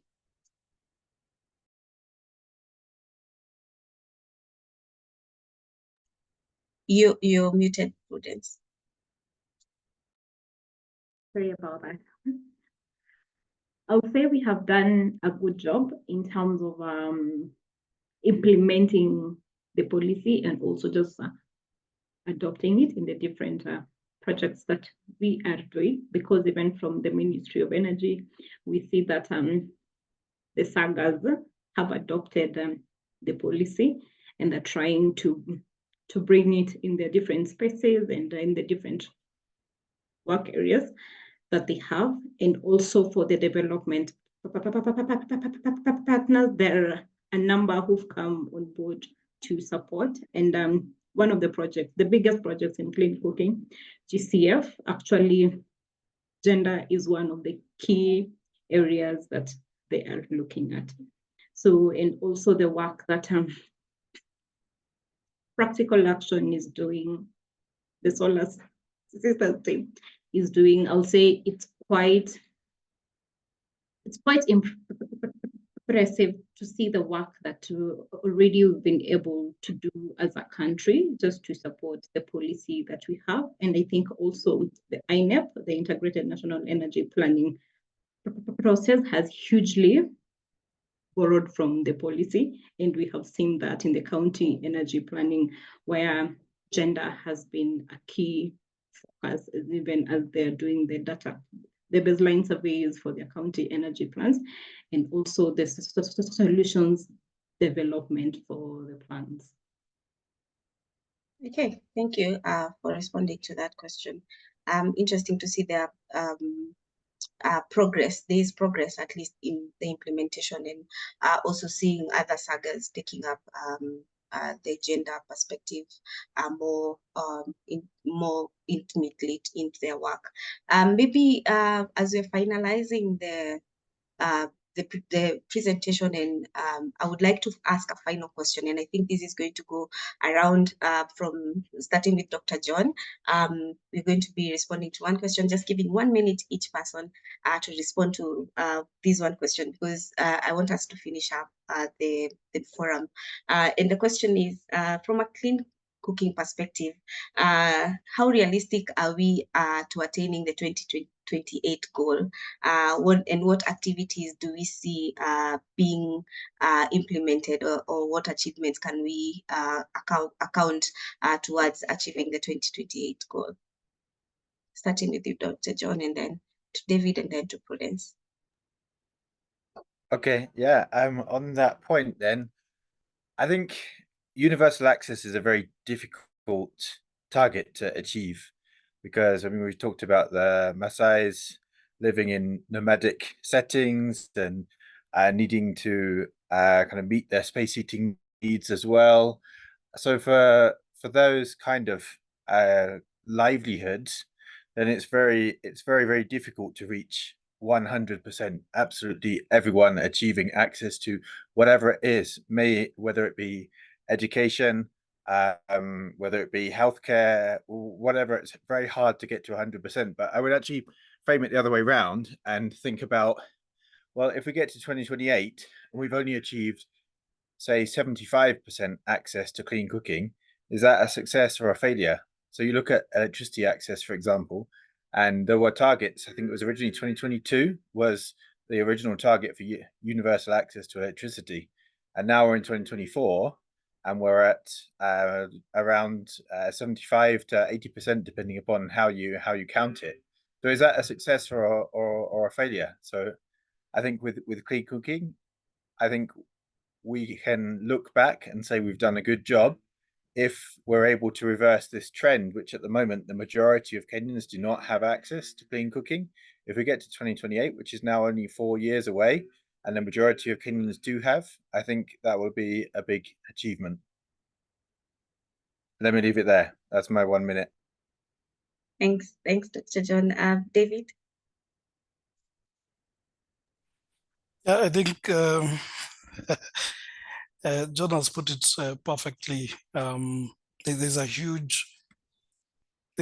a lot that needs to be done, and we need to count our blessings, if I may put it that way.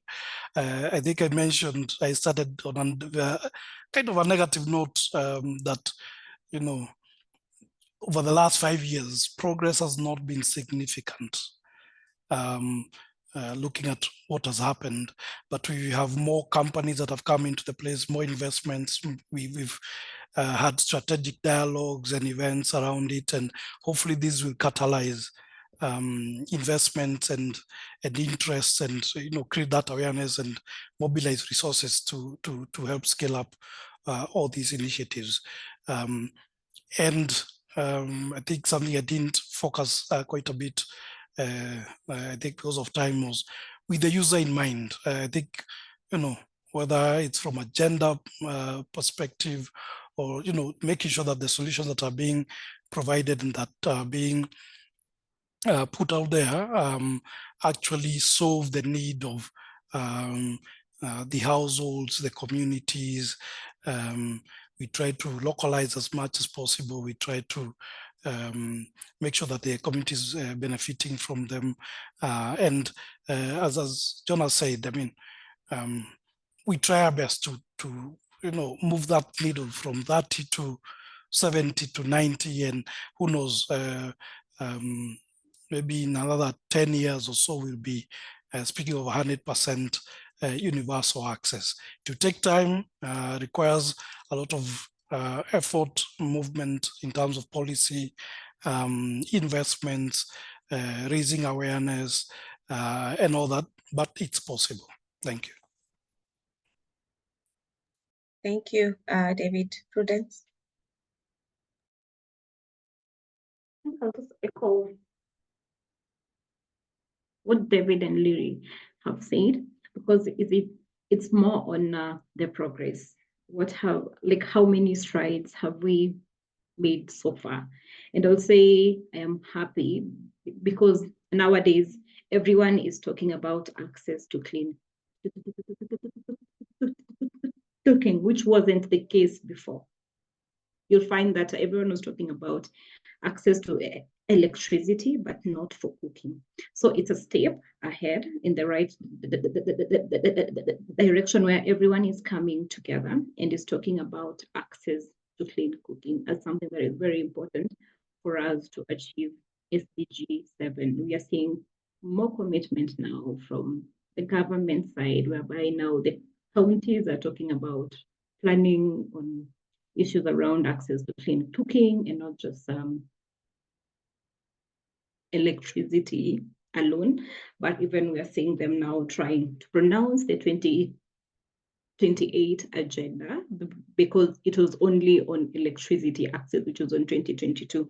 But now seeing them coming out strongly and saying that 2028 is a target we have been able to set as a country to achieve access to clean cooking, and also just the ministry actively spearheading. I think it's a step in the right direction. And also we are seeing more innovations in this space. The Kenyans are actively trying to come up with innovations that are going to address some of the issues that they feel have not been addressed. We are now trying to design an EPC locally made here in Kenya. So I'll say it is more on how many strides have we been able to make, instead of just being able to get to the target, but being able to count our progress, like where have we come from?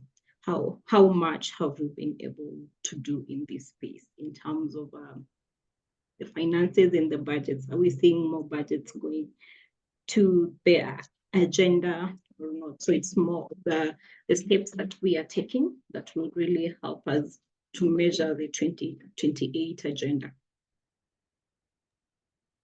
Well, Okay. thank you so much, Prudence, and I totally agree with those sentiments.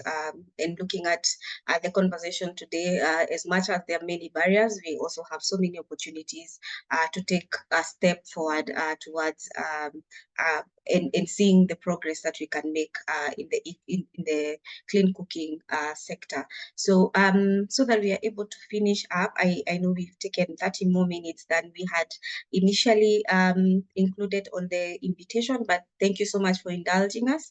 Thank you so much for being part of this forum. We'll be having so many more that are coming up, addressing some of the issues that have been brought out from this forum, but also engaging in other areas of energy. So we will be circulating more invitations, and some also physically, that we are going to be inviting you to come and engage and dialogue around issues in energy. Thank you so much to the presenters, Dr. John, Prudence, Lihabi, and David Njuki. Many thanks for being available and making your presentations and sharing your perspectives from the clean cooking developments in Kenya. Thank you to our partner, Heinrich Boll Foundation, who have been our partner since 2016 and has been supporting us in the development of this project, the East African project. Thank you to my colleagues, Pasi Amayo, Crispus Onkoba, Maureen on the background, and Duncan Kome for being a moderator. We thank you so much for being part of this forum, and we hope to see you in the next forums. Thank you to all the participants that have been part of this forum, and we hope to see you even when we invite you for the physical forum, so that we can continue with these discussions. Going forward, we are going to be sending you a feedback form so that you can be able to help us understand what kind of conversations or how you would like the conversations to go on, continue on with the next forum. So be on the lookout to your emails. We'll be able to get feedback and also communication on the next forum and when we'll be able to hold the next forum. So for now, thank you so much, and I wish you all a good evening. Bye, everyone.